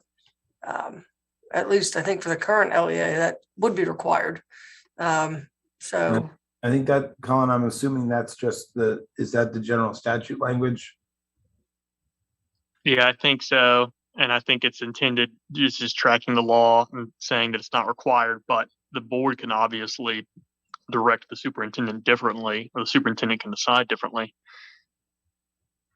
Well, I'd like to make a suggestion. We just delete from the if to the system, and just take that whole line out, because I like to say I would like to see the superintendent doing that, and I think we need to have that in policy that it's we don't want to have a school that's got all brand new teachers and another school that's got all experienced teachers and wonder why the other one school is struggling, the other one's doing a great job. I agree. Should we just drop off that last sentence? That's exactly what I'm saying. Yeah, I think that's fine. Thank you. okay. So I had two questions in there. One is in letter B on the first page, where we're talking about the CTE instructors it says for up to 20 hours per week or up to 5 full consecutive months. Mhm. So what happens if we need that person longer than that? Do they just go away? Well, you have to plan for this. This is an example. When I was a principal, we had a real issue with having enough volunteer firefighters in the district where I worked as principal. So I was able to hire some of our fire chief, chief, and some of those people to teach a period a day or 2 periods a day in the spring to, the state says you can use them up to this amount of time. We just have to plan and schedule around that. So they had the classes only in the spring is what we ended up doing. Gotcha. So with that situation, they would then be considered part-time employees, right? Basically, yeah, they got a stipend. Okay. So then the next thing was kind of along the same lines as Pete's, about the plan. If we go to page 2, letter C, beginning teacher support program, where it says the superintendent or designee shall develop a plan, and then the plan must be approved by the board. Is this a brand new policy that we've never had before? Because I don't recall ever hearing that specific plan, or maybe it's just been included in something else. We have a beginning teacher support plan and program. The state does monitor it. I think they come every 3 or 4 years to come in and sort of review it. So we do have a program for beginning teacher support for the first 3 years. So at what juncture, what frequency does the plan need to be approved by the board? I mean, I know that you submitted to DPI, but Right. is this kind of like not an MOU, a consensus thing, or is this like an information presentation where you just, go through how we're stacking up against our plan, and then we just go, okay, yes? I certainly can. We Well, haven't policy looked at says you're supposed to. That's why I'm just wondering right. how that would work. It certainly has been done since I got here, but we certainly can. I Okay. don't remember in my old district. I think we did in my old district, what we did is did like a informational session for the board. Here's our plan, and gave you a copy of it. I don't ever remember having there be a formal vote or approval, but we can certainly put it into informational if that would help for you guys. Yeah, so if we're not going to approve it, then we should just say the plan must be presented to the board. I mean, I hate to write something down that we're not going to do. Mm-hmm. So whatever, it certainly can be for approval. Whatever at the will of the board for that, I can certainly pull that together for you guys and share it with you in more kind of whole cloth if you would like. Yeah, I'm just thinking this is not, it's not going to hold us up with the policy, but I'm just thinking you just tell us at what frequency or what month that you want to do it, and then we just start doing it. It would seem to me that we'd want to spread out all these, it seems like half the policies we review these days must be approved by the board or presented to the board. I don't want to over present and I don't want to overtax, but if this is something that can be wrapped in like on an annual something, and May is a slow month, then let's just report on it then, something like that. Or I could provide it to you in his Thursday update, and it can be for consent agenda if you would like. Oh, that sounds even better. Yeah, I like that. What do you think, Pete and Nelson? That's fine. Okay. And then Sounds good. so that last sentence where it says the school system will participate in implementing a regionally based annual peer review and support system. Do we do this? That I think is where the state comes out with people to review us. That's what that is. Oh, okay. Okay. But Not like we have. I didn't know that it was annual. I've never seen it be annual. So I'd like to dig into that a little bit more. Okay. So should we hold on to that one just to make sure, or just strike that line out for now? I mean, well, if it's required by law, I guess, is it required by law, Colin? Or is that just a recommendation? I am not as familiar with all of the ins and outs of these licensure requirements. I can look. Dr. Barnes, do you happen to know offhand? Well, we're responsible in implementing a regional based annual review. I'm sorry, I've just never seen that be done. So I would have to dig into that a little bit more. It didn't raise any eyebrows with the person in charge of the beginning teacher support program. I showed this to her, so she may be doing something that I'm just not aware of. Okay, well, if you could just check on that. I mean, I don't mind sending it forward, and then we can always take it off if you find that, oh wow, we're not doing that, or we don't want to do that. Or if this is what the policy says, we'll start doing it. Yes. And my inclination would be that we're doing it, and I'm not aware of what it looks like having only been here for a few months. Okay. I can find out for sure and dig into that, and I'll speak to that when I bring this to you guys for consent. Okay, that's fine with me. I had to write that down because I would forget that. Yeah, Minutes that's, after we talk that's, about that's a long one. That's a mouthful. I would still go ahead and suggest that we put this on for first reading at the February board meeting. We can take it off if we get information that requires us to do something different, or we can amend it on the fly. Yeah, I'm good with that. Okay.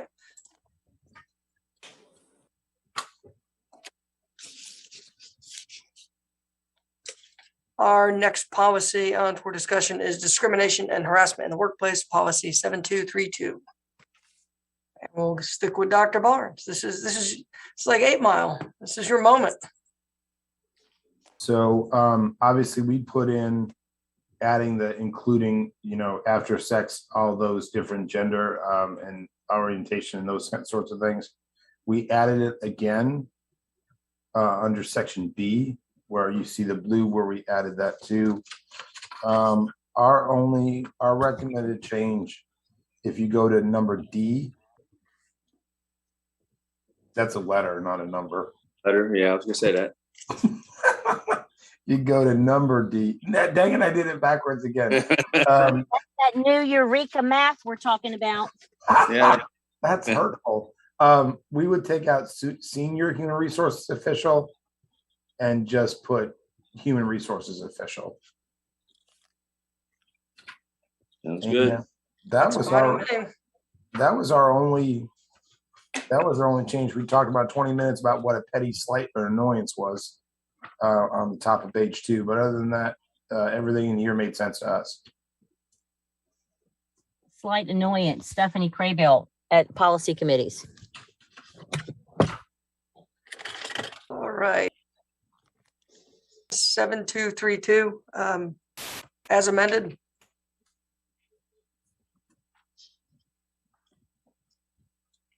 All right, put 7232 on for first reading as amended. Our next policy, drug-free and alcohol-free workplace policy 7240. Dr. Barnes. This is just semantics again, but we don't like the way the first paragraph reads, because it says the Board of Education recognizes that reducing drug and alcohol abuse improves the safety, health, and productivity of employees. We thought we shouldn't open with that, because that almost feels like we know it happens some, and we should really try. We wanted you to reverse the process, reverse those two sentences to start with. It's the policy of the board that a drug-free and alcohol workplace must be maintained. And we know it's semantics, but it felt sort of like we were sort of hamstringing ourselves right from the get. And we didn't like the way that read. That makes sense to me. So you would like to reverse sentences 1 and 2? Yep. I'm fine with that. We wanted to add a clause in A, midway down the paragraph where it says THC. We wanted to add, and it's added there, but it's not highlighted. I guess we wanted to know why at any time this policy is applicable was in there at all. I guess we don't understand what that. We think that sort of gives it some, like we said earlier, wiggle room. Employees are prohibited from possessing, using, selling, delivering, manufacturing, or being under the influence of substance containing CBD or THC, regardless of whether it constitutes controlled substance under federal or federal law. I think it's saying at work. Dr. Barnes, we scroll down to the applicability portion, or Kim, if you've got control.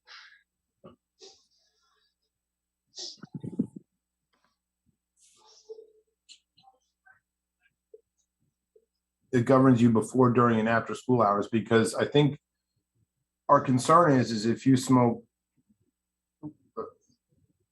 weed right before you come to work, you're still under the influence at work.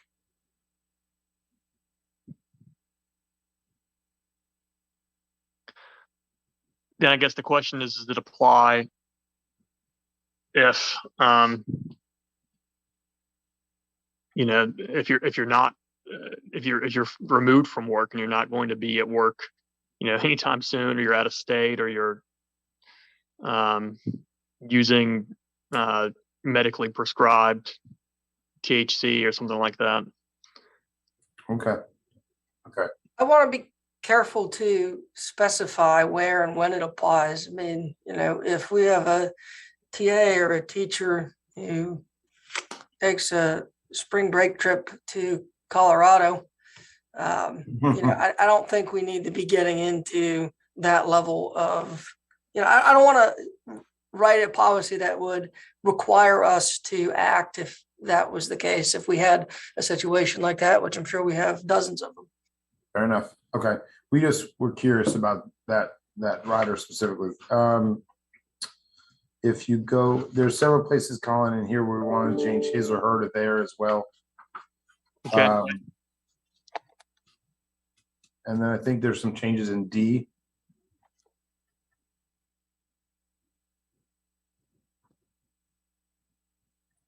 Okay, we want to change that his or her supervisor. We've got that. Those are the big ones that we saw changes to.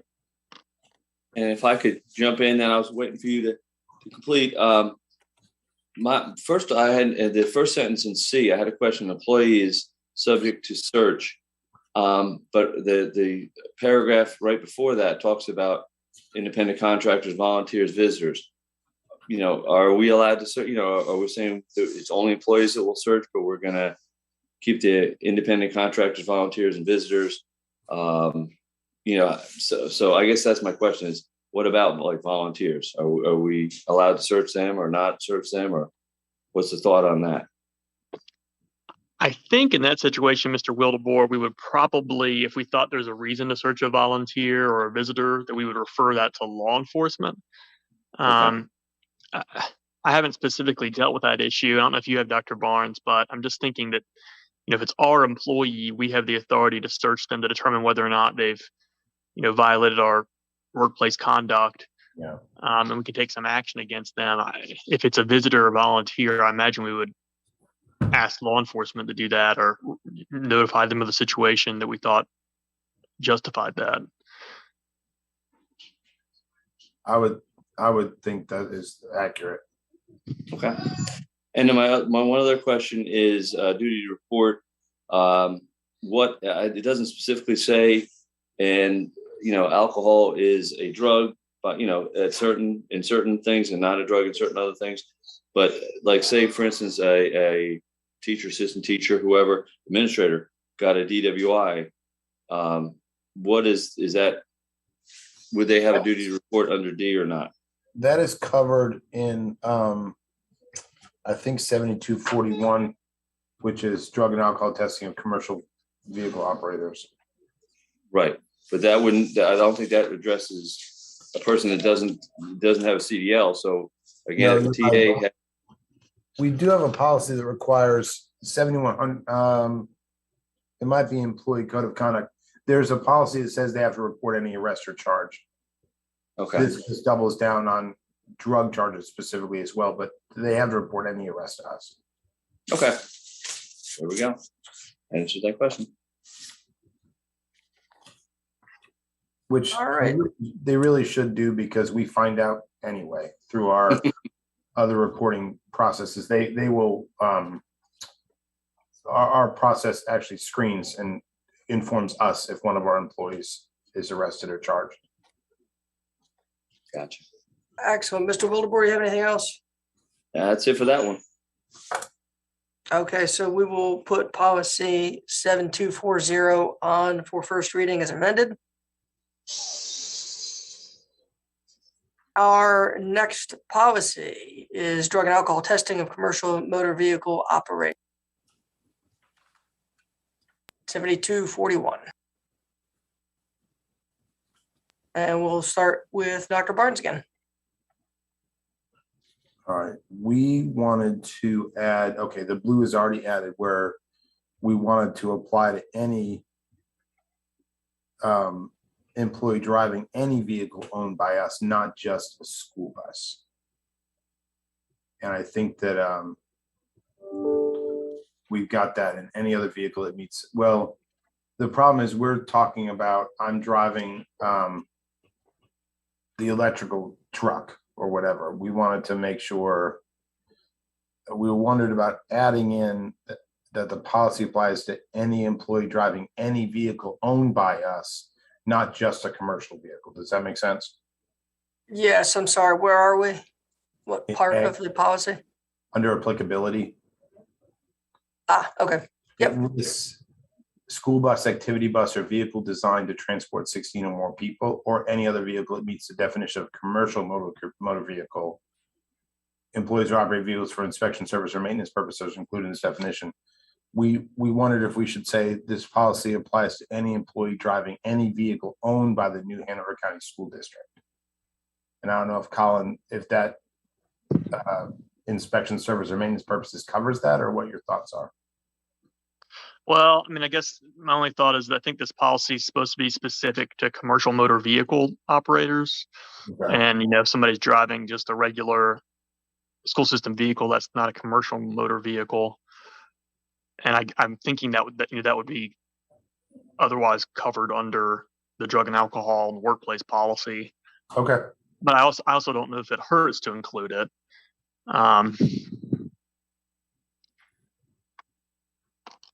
Okay. Well, if it's specific to commercial motor vehicles, then I get it. But we didn't want to make sure we left out those people that might be driving one of our vehicles. Yeah, I think that would fall under drug and alcohol free workplace in general. Since Okay. that would apply if somebody's driving a vehicle through the course and scope of their employment, then Okay. we'd have jurisdiction over their Okay. conduct during that time. Okay. We had a recommendation under C for testing.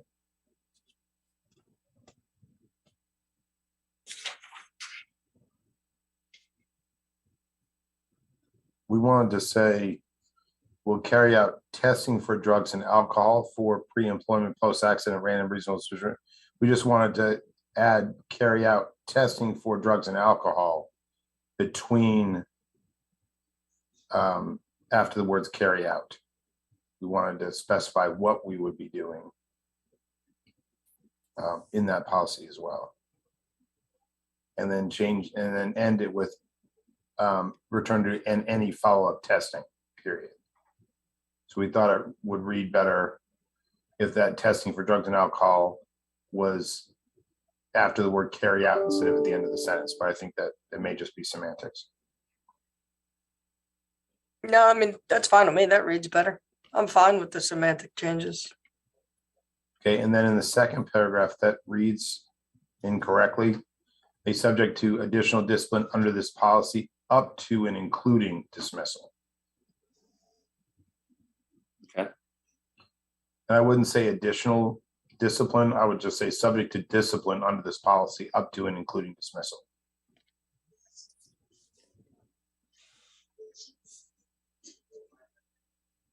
Okay.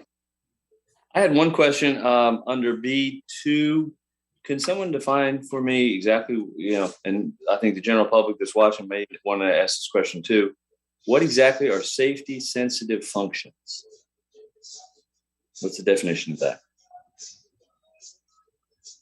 I would think our mechanics, our electricians, our people working with HVAC. Okay. That's okay.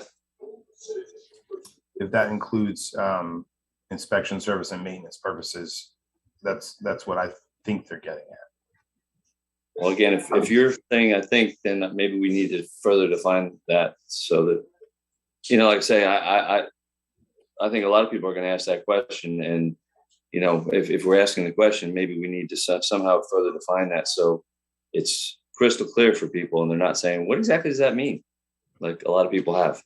So I sort of read that different way. I sort of read that as like, I'm sure that our bus drivers are performing their morning safety checks. I don't know what we call them in our school system, that you're just preventive maintenance service checks. That's what we called them in the military. But before they start driving, before they start working, that would be my guess. But Like your pre-flight check, yeah. Colin, that was the way I Yeah. read it.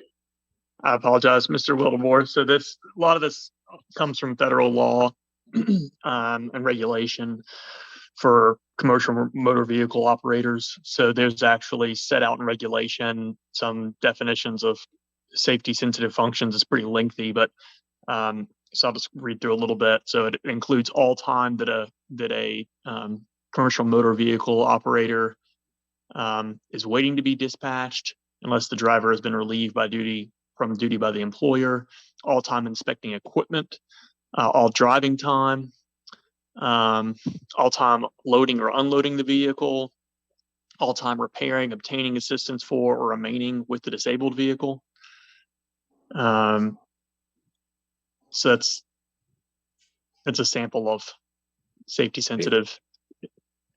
Is there a possibility we could somehow attach that to, that list to this policy? I don't mean list it all out, because it would take, as you say, 5 several pages, but maybe in a cross-reference, so we could, so that if somebody did ask that question in the future, it would be very clear to them. Yes, yeah, I think we can definitely include it as a cross-reference, or even attach it as an attachment. That'd be awesome. I mean, just to make it clearer for everyone, and like I say, in 10 years, if this policy is still standing, it's not like, what were they thinking about, or that kind of thing. So thank you.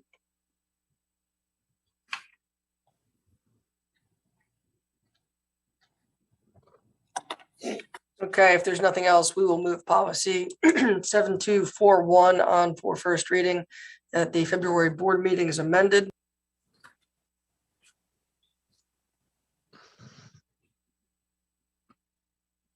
Our next policy for discussion will be policy 7260, occupational exposure to bloodborne pathogens. the only thing we wanted to address was if you go down to number E, letter E. Sorry, Mr. Wildemore, there it is again. We wanted to say who is suspected, has or is suspected of having any communicable disease, including but not limited to the ones that are listed there.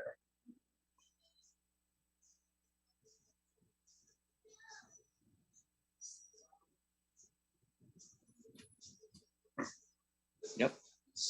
So just be a little broader and more inclusive. We wanted to say any communicable disease, including but not limited to those ones that are listed. And you're on number E, correct? Letter E, sir. That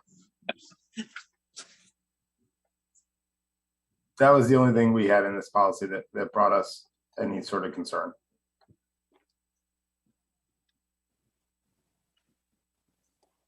I had nothing on that, so.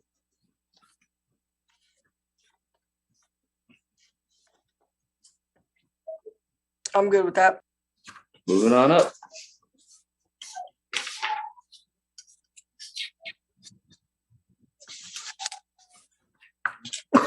All right, so policy 7260 will be placed on the agenda for first reading. Our next policy for discussion is policy 7262, communicable disease. Dr. Barnes. A lot of what we wanted to do here, Colin, is sort of make sure where the superintendent is listed, that he's got a designee place. There's about 6 times that we wanted to give him that flexibility of designee. The first time's in the first paragraph, and then there's several on from there.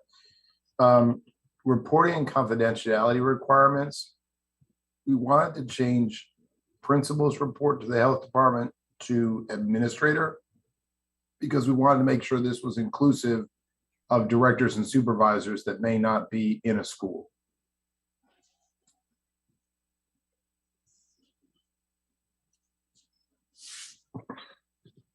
I'm fine with that. So, No, as am I. I want to make sure, Chris, that the statute doesn't specifically say principal. Because we were thinking this happened at the transportation office. Yeah, so the law that this is based on says that a principal of a school who has Okay. reason to suspect that a person within the school has a communicable disease shall report that information. We can impose an additional requirement on our staff, but that's so I don't think it doesn't violate the law for us to require more than that, if that makes sense. What about a statement at the end of this that says, this shall apply to supervisors and directors of other departments, or what do I think I'm reaching too far?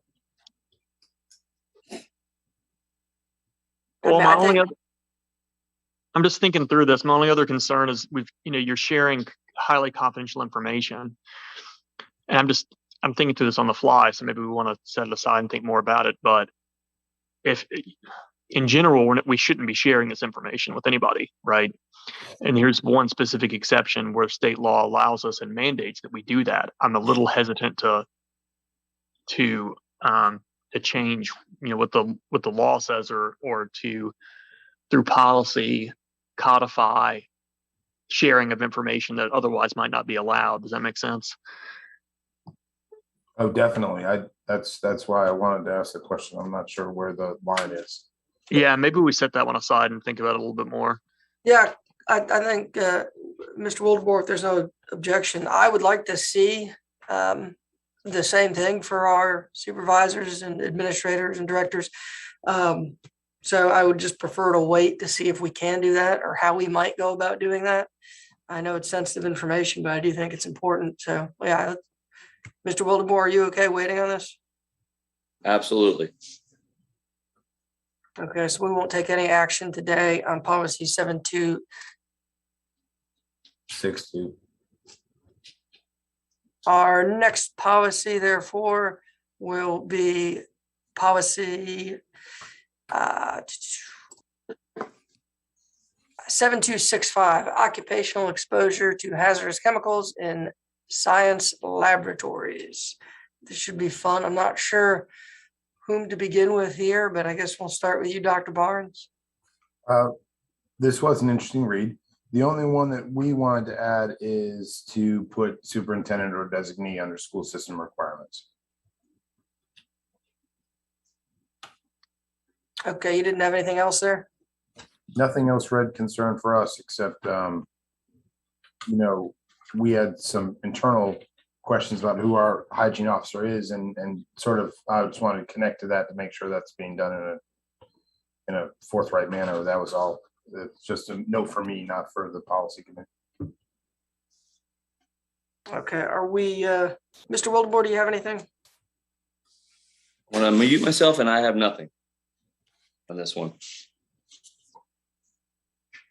Okay, so we will move 7265 on for first reading as written.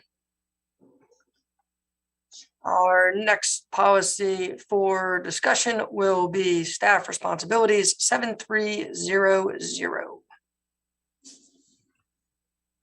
So we like a lot of the changes that were made previously. There's a couple of other places we want to add in.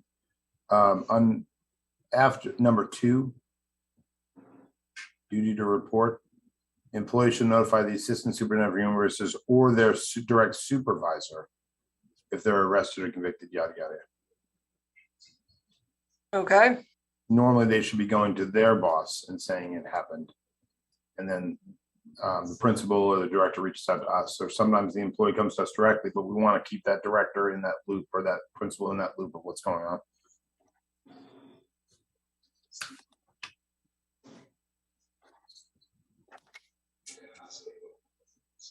And this answers my questions from the other one too, so thank you.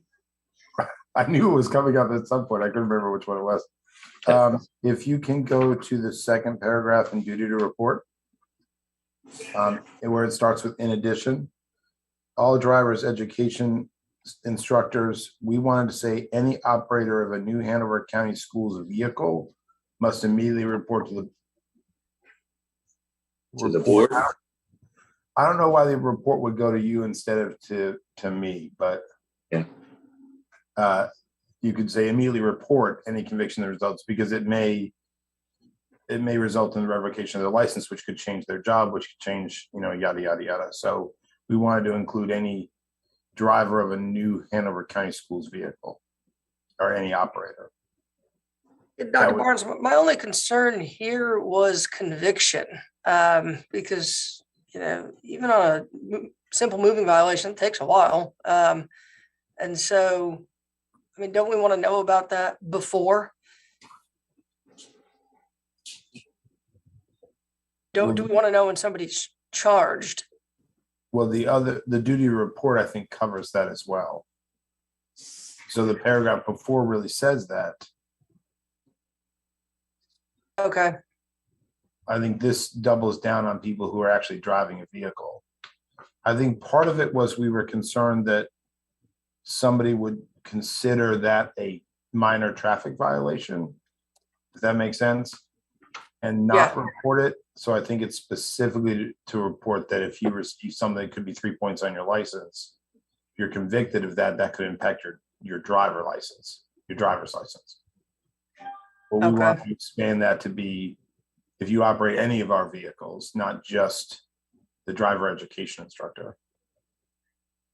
So Dr. Barnes, I agree with you 100%, but I think we probably need to put whoever you want them to report to, we probably need to state, because otherwise they're going to say they had no clue who to report it to.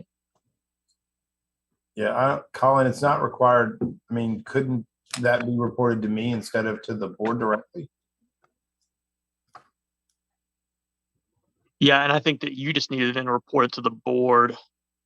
I think the board language is coming from the law again, but I think that we can have it flow through you. What I would then do is bring it up in closed session. Right. Yep. That makes more sense to me.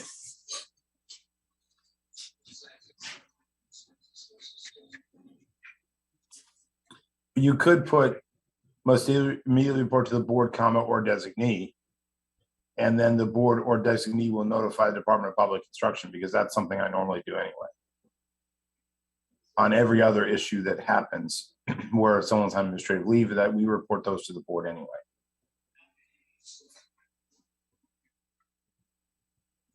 I'm good with that. That sounds good to me. Those were our big questions. 2 thumbs up.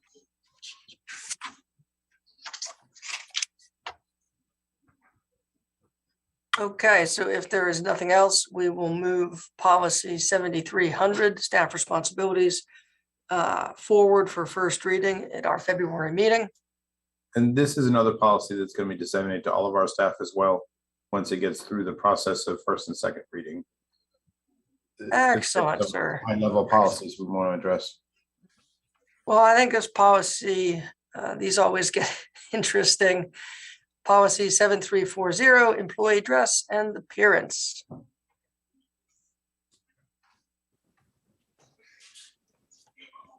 Okay. My recommendation is that we refer back to the language in the state policy for this. The listing of every single thing I think is hard to manage. And I think the state policy gives adequate guidance and specific authority of the supervisor and to address those issues. So the all the blue crossed out stuff, we would recommend that we put back in.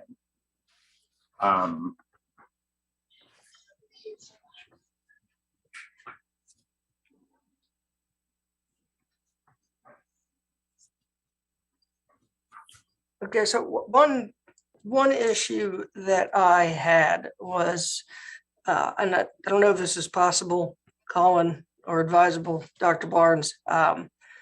There is our staff has a lot of very different workplaces, even thinking about something like secondary education and primary education. I personally have no problem with something like jeans for our elementary school teachers, especially our kindergarten teachers, the first grade teachers, they're up and down with these kids all the time. It's just a very different environment. And so I didn't know if any thought was given to differentiating with some of that. I think that the state policy on this gives you a little more flexibility because it talks about the nature of the work and the consistent with the professional environment. So we thought that was a little more sort of getting at what you're talking about. Okay, and then with these other, you would keep the other blue parts, right? I would trade out the blue parts that are crossed out for the other blue parts. Got it. Basically, my recommendation or my option for discussion would be to revert back to the state policy. If you look at like number 6, listed on the second page, it's not crossed out. Number 4, number 5, number 6 would be covered under number 2 in the previous page, whether the dress is consistent with a professional environment. I think that gives you that sort of line in the sand without listing every single possibility. So for me personally, I think that makes a lot of sense. I don't like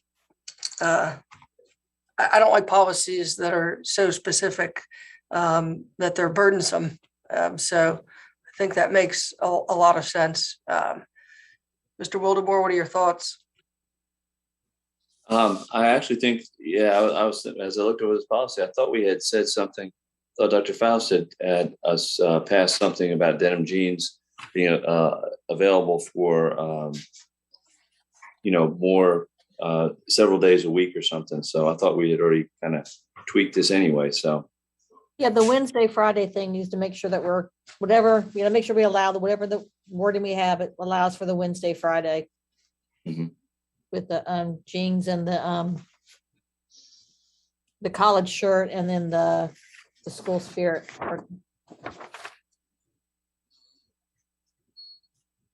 Well, I think if you go back to page 1 in the crossed out section of the first sentence, the superintendent shall develop and communicate to employees guidelines for appropriate dress and appearance, period. That gives him that flexibility to authorize those things.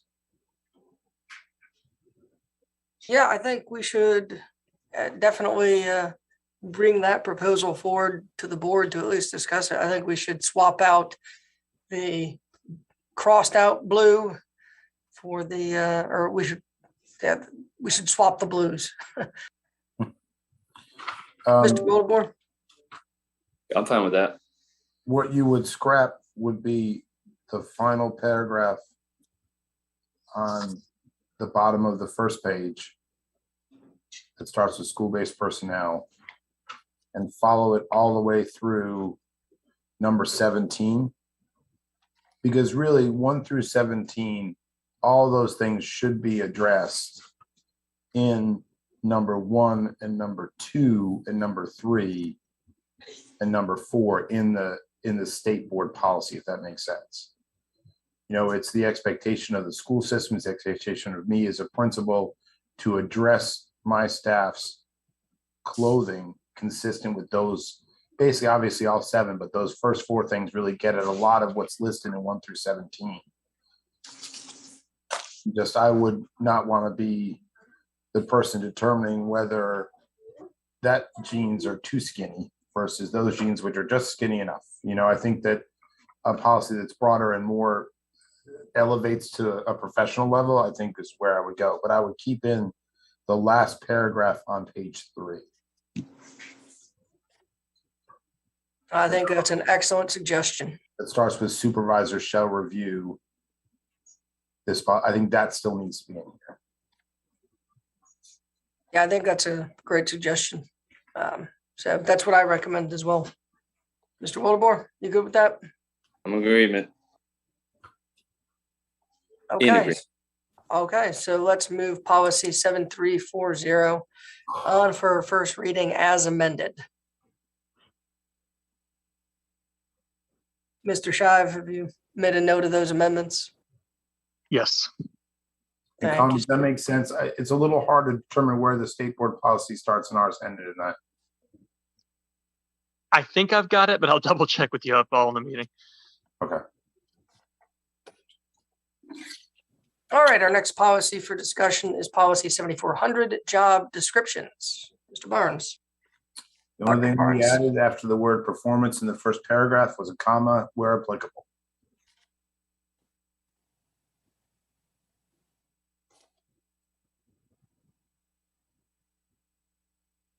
Okay, Everything else we're fine with. As am I. And we are also having the compensation committee is actually reviewing selections of our job descriptions to make sure that our job descriptions are matching what other places are doing and make sure that they cover all the bases. all right, so we only need a comma here. Yes, a comma and where applicable. Excellent.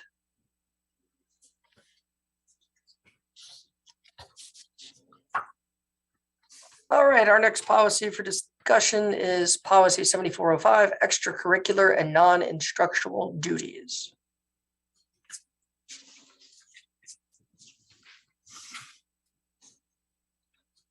So this is, I think I actually sent this policy to you guys a couple months ago with the question about duty-free lunch and extracurricular duties. Lunch duty is not considered in this specifically, but this looks at specifically extracurricular duties.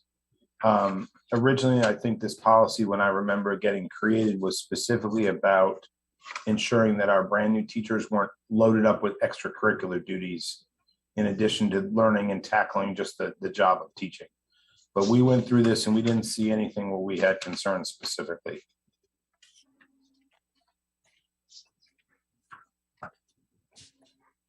So we're fine with it as it's written. Mr. Wildebohr, did you have any questions on this? No, I didn't have anything on this one. Yeah, I was fine with it. So we will put 7405 on for first reading as written. And our next policy is policy 7410, teacher contracts. This is one I've talked at length with principals about, and I think we want to bring it to you what the concern in it is for us. When you look at the teacher evaluation system, when you look at NHCS, the North Carolina Educator Effectiveness System, it lists 5 different domains, which are basically leadership, instruction, curriculum, environment, and reflection. Those are sort of the 5 broad set schedules. And then there are basically 6 ratings for each of those domains. Not looked for, which is neither a negative or a positive. It just means that when I was in weight training, I wasn't specifically looking for your technology use. So not looked for is neither good or bad. Not demonstrated is the lowest section, which means that we didn't even see it happening at all. And then there are 4 main designations: developing, proficient, accomplished, and distinguished. Now, we try to teach our principals that those standards are not meaning that you're bad at it, good at it, great at it, and excellent. Those aren't the way that the ratings look. They're basically delineated in this way. If you're developing in a standard, that means you have knowledge of what is good instruction. You have knowledge of what you should be doing in the classroom. Proficient means you're demonstrating that with the students. You're showing that in your day-to-day work. Accomplished is a rating that says that your skill is reflected back from the students. So meaning that it's growing in the students that you're working with. And then distinguished usually is a rating that's specifically designed, if you read the evaluation, to people who extend their learning past the boundaries of their classroom. They're either doing school-wide instruction, they're mentoring other teachers, they're doing statewide conferences on their instructional strategies, those kinds of things. So our concern specifically, if you look at page 3, awarding contracts only if they're accomplished. And we sort of wanted to discuss that a little bit because teachers who are proficient by the evaluation standard are doing the job and doing it correctly. So we wanted to talk a little bit about this because in our goal to make sure that we are evaluating our employees to the best standard we can, having them have to receive accomplished on certain ratings can skew that data when we work with teachers. So our recommendation would be just to take that B out of the contract negotiation or the contract awarding part of this. And if I could interject, and I don't mean to interject right in the middle, but I also think we should, as you just said, developing, a teacher doesn't want to be developing. And we were always taught that if you're developing and you continue to be developing, there's a concern. So I think we should put something in there that, because even as it's written now, you can be accomplished on 2 of the standards, but you could be developing on 2, the other, 2 other standards. So I think nothing below proficient it could be put in there. Well, and the standard is that if you receive a developing on your final standard, that triggers a monitored growth plan. Because if you are developing in any one of those large standards, those 5 domains I talked about earlier, that should generate a monitored plan, which then generates the C part of what's listed here. So it would be redundant to say not developing because that would trigger the growth plan. Right, because I remember I had a teacher and she was great, but she said, you gave me these 20 kids. These are the 20 I'm teaching. I'm not doing anything outside of this room. I'm doing this. And I said, that's going to affect your evaluation. And she said, I get that. But she was a great teacher, but she was one of those teachers that just was sort of inclusive with her kids. If I had the opportunity to offer her a 2-year contract, I'd do it right out of the gate because she was great with the kids that she had. But she did cut off a lot of some of those higher end of the evaluation simply because she didn't extend that beyond the doors of her classroom.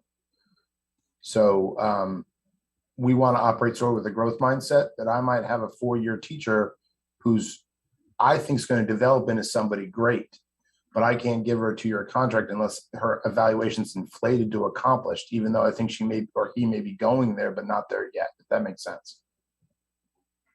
Can I ask you what is the big drawback, besides just being able to really look closely at that same person in giving a 1-year contract versus a 2-year contract?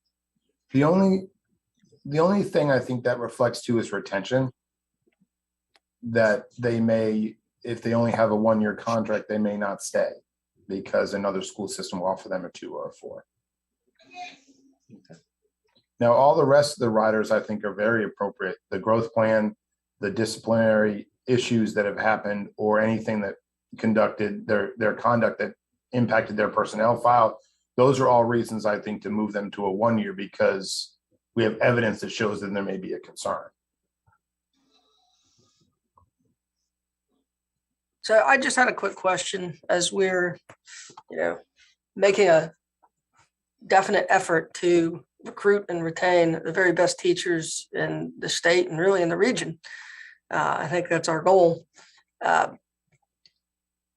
Would it be wise to consider giving a teacher from Wake County, Mecklenburg County, wherever in the state who has done very well, longer contract, an initial contract with our district? I'm just not really sure why somebody might teach. We have a great board certified teacher ready to be hired. And then we're like, well, she hasn't been employed by our board. So we have to start with a 2-year contract. I'm not really sure how that works. I would be reluctant to give a teacher that we haven't observed teaching a very extended contract until we can see them in operation. Quite frankly, because some standards have some districts may have a lower threshold of what accomplished is than what we do. if that makes sense. And when the General Assembly changed the teacher contract statute, it actually includes language that says that during the first 3 years of employment with the school system, the teacher has to be on a 1-year contract. Okay, so that's just something they understand then. That's something that's understood within the profession. Might not be appreciated or liked within the profession, but it's the law. Okay, thank you. Thank you for that. And this is, we agree with all the other riders on this, but I think that mandating a rating has the potential to diminish the evaluation itself. Now, on our end, we've changed our assistant principal training to be more skill-based rather than informational-based.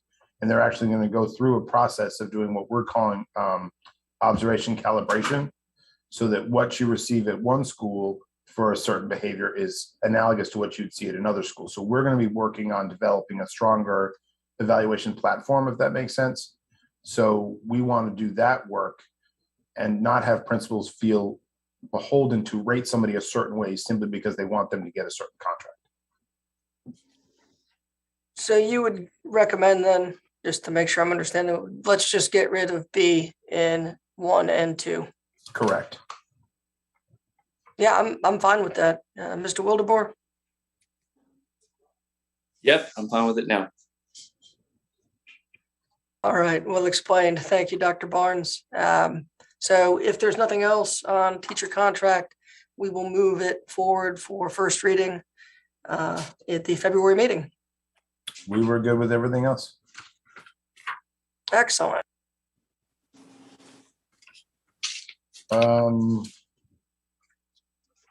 Sorry, can you go back? I'm sorry, there's one thing that I want to address. If you look at number 2, the letter D.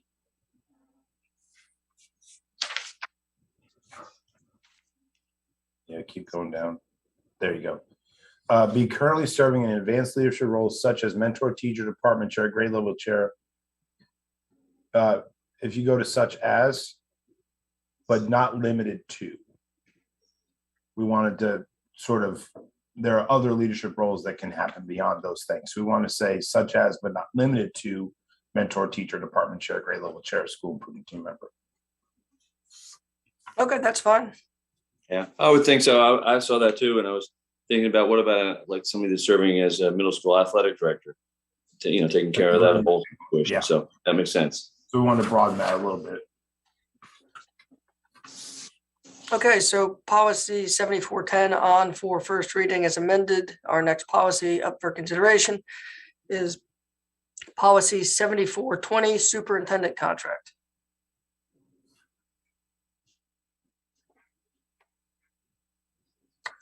And I will go with our attorney, Mr. Shive here. I think that would probably be the best place to start. Thank you. I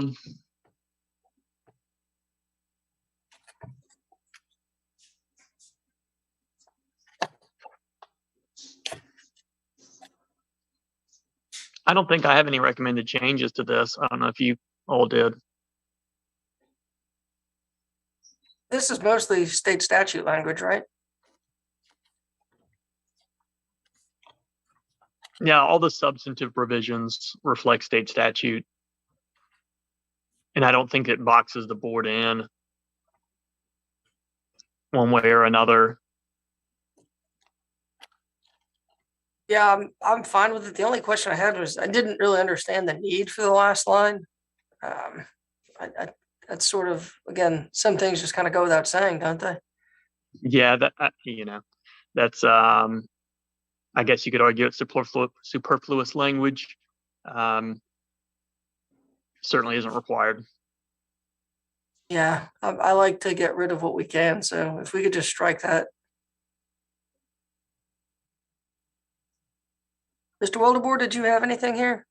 I had nothing on there, and like I say, that that's an obvious. It's kind of a given that we would want to take appropriate action to ensure continuous smooth operation. So I don't know why it needs to be there either.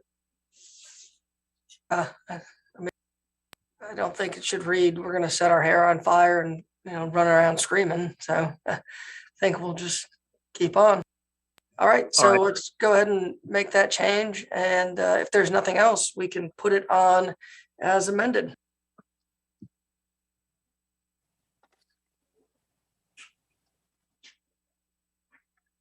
Moving along, our next contract discussion will be Deputy Associate Assistant Superintendent Contract Policy 7422. And I guess, Dr. Barnes, you would take us through these. Unless at the bottom you want to put a parenthesis, say none of this applies to the assistant superintendent of human resources. No, we didn't have anything on this that sparked us at all to be a concern. The open board stuff, all the terms of conduct, all that is fine. I did have a question because this question has been raised to me several times. The last paragraph talks about the general responsibilities, but this does not, as we just said, the word box in the superintendent in shifting folks around, does it? No, there's a different policy that states that the superintendent has the right to assign its employees to the betterment of the school system, to that sort of thing. So there's a different policy, I think, that states that. Colin, do you remember which one it is? Might be just if there's a transfer policy, but I agree that our contracts will include a term about transfer during the term of the contract, and they should state that a transfer to a position that includes the same salary is not a demotion and is allowed by the contract. Okay, that's the only question I had. Yeah, and that's pretty general. If it transfer to another role, so long as the salary is not changed, does not count as a demotion. All right, then we will put that one on as written.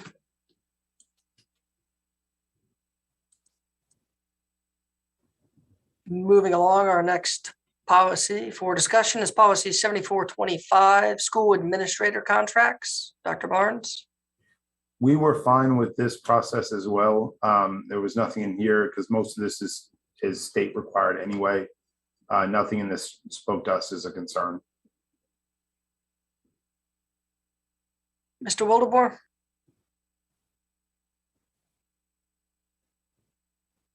Mr. Wildebohr, do you have anything? Yeah, just got to remember to unmute before I start talking. No, I have nothing on this one. And Colin, if I remember right, this is pretty much cut whole cloth from the statutes anyway, isn't it?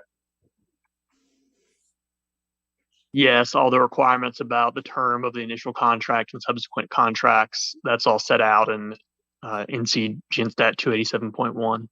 Mm-hmm. All right, then. Policy 7425 on for first reading as written. Policy 7430, substitute teachers.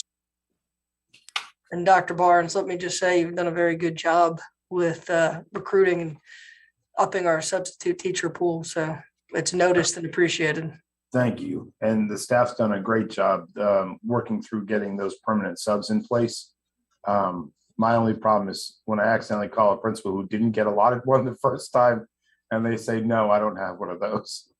But we're seeing continual uptick on our subs. I think the current COVID situation has created some new challenges, but almost every principal who's got one of those is very happy that they have a sub that comes every day. So this, we just had a couple of changes. I want to be the first one to get the grammatical change. To those who have /an, it should be an undergraduate or graduate degree in the second paragraph. It says a, it should say an. In the next paragraph, we'd like that to say assistant superintendent of human resources or designee. That happens twice in that paragraph. And then if you go down to the next paragraph, a teacher assistant may serve as a substitute teacher in a classroom, which the assistant is regularly assigned, comma, or as assigned by principal. Now we've already got the process for making sure they're paid additional compensation. Those were our only changes.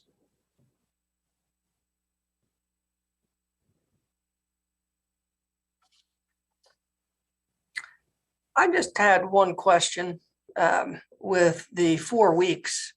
Boy, that is a long time. I mean, Yeah, as a parent, I would probably want to know after, I don't know, 2 weeks, a week. Is that something we might want to change? I think that is the same as the state statute is. Obviously, I think we can go sooner than that, but not later. I think in the time of COVID, I wouldn't go a whole lot earlier, simply because some people are out for a couple of weeks with this, especially through quarantines, and some people are having continued symptoms. I think you're seeing more of that than maybe as regular. But what we don't have as much of is the situation where someone's teaching for a whole semester in a class. You know, we're pretty much knocked out most of the places that's happening. But I think in their mind, what they're thinking is this is like, you know, it's going to have to be all semester. But obviously, I think you can shorten it, but I don't think you can lengthen it, I think is the rule. No, I agree. I was just thinking like, I don't know, 3 weeks or 2 weeks. Colin, do you have any thoughts? No, I agree with you that we can shorten the length but not increase it. That's actually from federal law. It says that, and it comes from Title I school requirements, that we have to let parents know if they're being taught by a sub for 4 or more consecutive weeks. But I agree we could make that 2 weeks if we wanted to. And you think, Dr. Barnes, that that's something that principals could do? I would say 3 more than 2.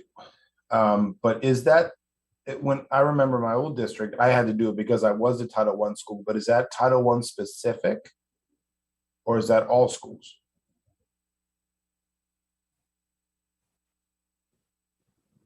I believe it's Title I specific, but I think that it makes sense for us to have the same requirement apply to all schools. Right. That was my other question. And I agree. I think anybody would want to know. Right. Regardless What's of the happening. designation of the school. Yeah. The only thing I would like to do is to find out how often this is happening. I don't know that off the top of my head, because if it happens a couple times a year, maybe it's okay. Or is there a time when if we did it 3, you'd have 30 rather than 5 if you had 4 weeks? Do you know what I mean? Is if I could gather that information, it might help inform the decision. Yeah, that makes sense. Mr. Wildebohr, you have any thoughts on this? I was a Title I school in Pender, and it was, of course, you're going to have parents that are upset about it, but I'd rather be honest with the parents and be upfront with the parents. So I would have no problem even dropping it down to 3 weeks so that parents will know. I mean, it is not, something that's a great or a fun conversation to have, but I'd rather have parents know that, we're trying our best and we're trying to find a long-term sub that is certified, and I think that also helps those parents be reassured that the information is coming.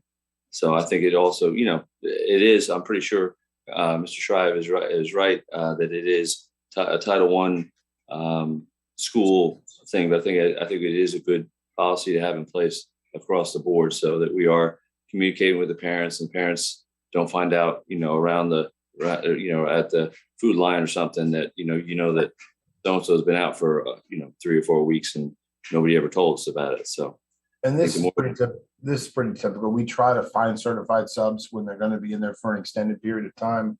But back to my other example about I'm going to go on maternity leave, a letter goes home to parents to say, I will be gone for the next 6 weeks, and here's the plan, and here's who's covering. That's pretty standard anyway. I have no problem switching it to 3 weeks from 4, though. It's perfectly fine. And I'm okay with 2, but 2 weeks probably is that can happen enough that I would almost say 3 might be a better way to go. Okay, well, I'd be comfortable going with 3. And Dr. Barnes, if you could just come up with some language that way we can just that satisfies all our schools. Maybe just take out in accordance with policy 351, parent and family engagement, and just say school principals shall notify the parent of any child who receives instruction for 3 or more consecutive weeks. Does that work? I think you just put the word all in front of school principals. Yeah, I think that sounds excellent. I'm fine with those amendments. Or all school principals, regardless of their designation, school designation, will notify parents, blah, blah, blah, and say 3 or more instead of 4. Yeah. I agree. Great. Okay. All right, so let's put policy 7430 on for first reading as amended. They're moving. Our next policy for discussion as we move right along, assignments, reassignments, transfers, policy 7440. Okay.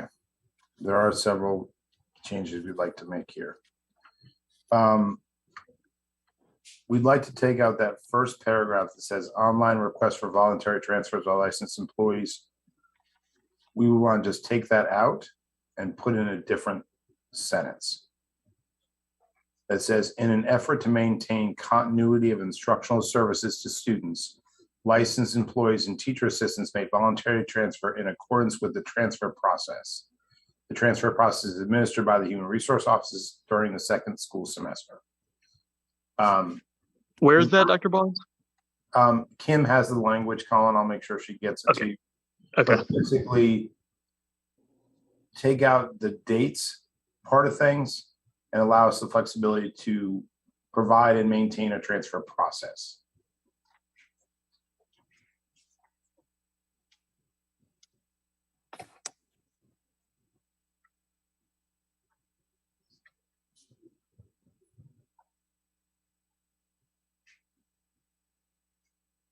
We thought the language with a specific date is a little restrictive.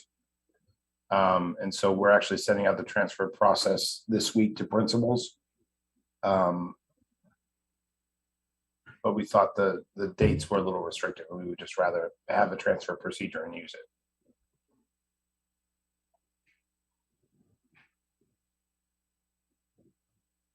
That's fine.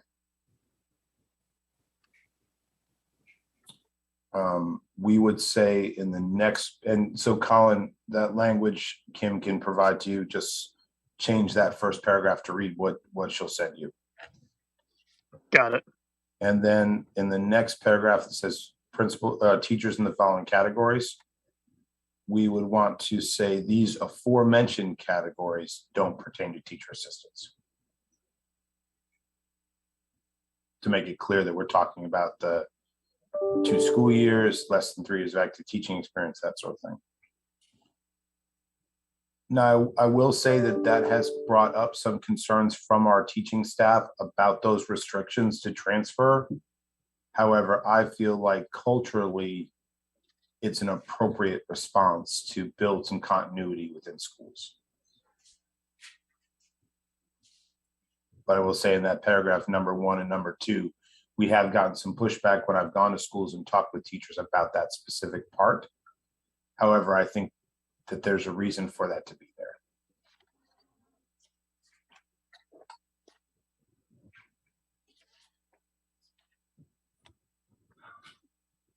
I want to make sure you guys knew that that was not always appreciated, I guess, for lack of a better word. Well, thank you for letting us know the response, Mr. Wildeboer. Yeah, I just had a question, and it's my own fault because not being more familiar with New Hanover County's transfer policy that is outlined here. But I am correct that a principal does not necessarily, if they have a 4th grade position open, they interview and they get to select their choice. It's not a person that, because in Pender we actually used to have a policy that basically if they wanted to transfer and I had an opening, I didn't have any options. So the principal does have the final say, correct? Correct. Okay, very good. Thank you. That's good. And making sure we're building up sort of a process to make sure that principals who, if you have an employee in your school who's wanting to transfer, that communication is above board, if that makes sense. So if you go on the if Mr. Wildeboer puts himself on the transfer list, his principal will know that he's on the transfer list. Good. Because we want to make sure that's done in a way that's transparent and ethical for all parties. The only other change that we wanted to make, that's it. That was our big thing, is making sure we had a little flexibility in the process, and everything else we were fine with. Does anybody have any more? Sorry, that's me. I'm done. I'm fine with it. I'm fine with the changes you've made. The only other weird thing, Colin, is C appeals. That's in a different font than the rest. Not to be that guy, but that one is a different font than the rest of the policy. Strange. Okay. All right. Fix that. All right, so we will put policy 7440 on for first reading as amended.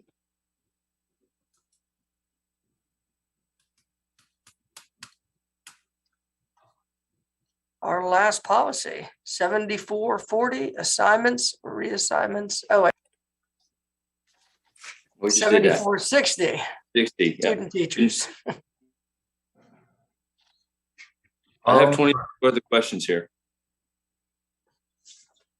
I had one recommendation we wanted to add underneath policies of the board at the last paragraph, to add a sentence that says all student teachers and interns will adhere to and be held accountable to all new Hanover County Schools board policies.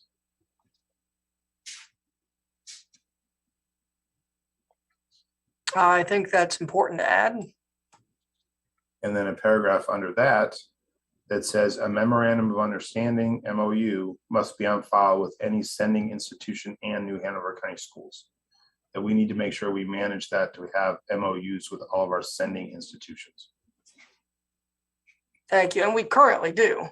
So. Yes, we actually came up with an issue where there was a school that the state didn't approve them as a institute of education, and IE, whatever they're called. And so if we had an MOU, we would have known that before it happened. So that sort of thing is just an example. So making sure we have the MOU, and Kim's got that language, Colin. Okay. I think it's an IHE. Thank you. Institute of Higher Education. ICE is something different. Yes, indeed. That was the thing for us on this one. Mr. Wildeboer. There we go. Unmute again. I have nothing on this one. Policy 7460 will be added to the February agenda for first reading as amended. Wow. I never thought I'd say this, but we have gotten through all those policies. So. We surely did. Yes, we did. So with that, I will entertain a motion to move policies 2330, 2125-7315, 1720-4030-7235, 1725-4035-7236, 1726-4036-7237, 3225-4312-7320, 4040-7130, 5005-7210, all to the board to consider the amended language. So moved. I will second. Mr. Wildeboer, how will you vote? Yay. I also vote yes. I will entertain another motion to move policies 7110, 7265, 7405, 7422, 7425 on to the agenda for first reading as written. So moved. I will second. Mr. Wildebohr, how do you vote? Yay. I am also a yay. And finally, I will entertain a motion to move policies 7120, 7130, 7241, 7232, 7260, 7300, 7340, 7400, 7410, 7420, 7430, 7440, and 7460 on to the agenda for first reading as amended. So moved. And I will second. Mr. Wildebohr, how do you vote? Yes. I will vote yes. And just for the minutes, no action was taken on policies 2310 and 7262. Thank you, everybody, for all your hard work as we meet and conclude our policy meeting for the month. If there's nothing else to discuss, I'll entertain a motion to adjourn. Mr. Boyer, I just had one quick question on the sheet, our cover sheet. We had policies 6140 and 1510. Did we discuss them today? They're on the bottom left-hand corner.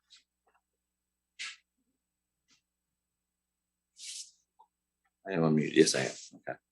So I don't know if we were supposed to talk about those two, or if we're just going to hold them, continue to hold them, or what.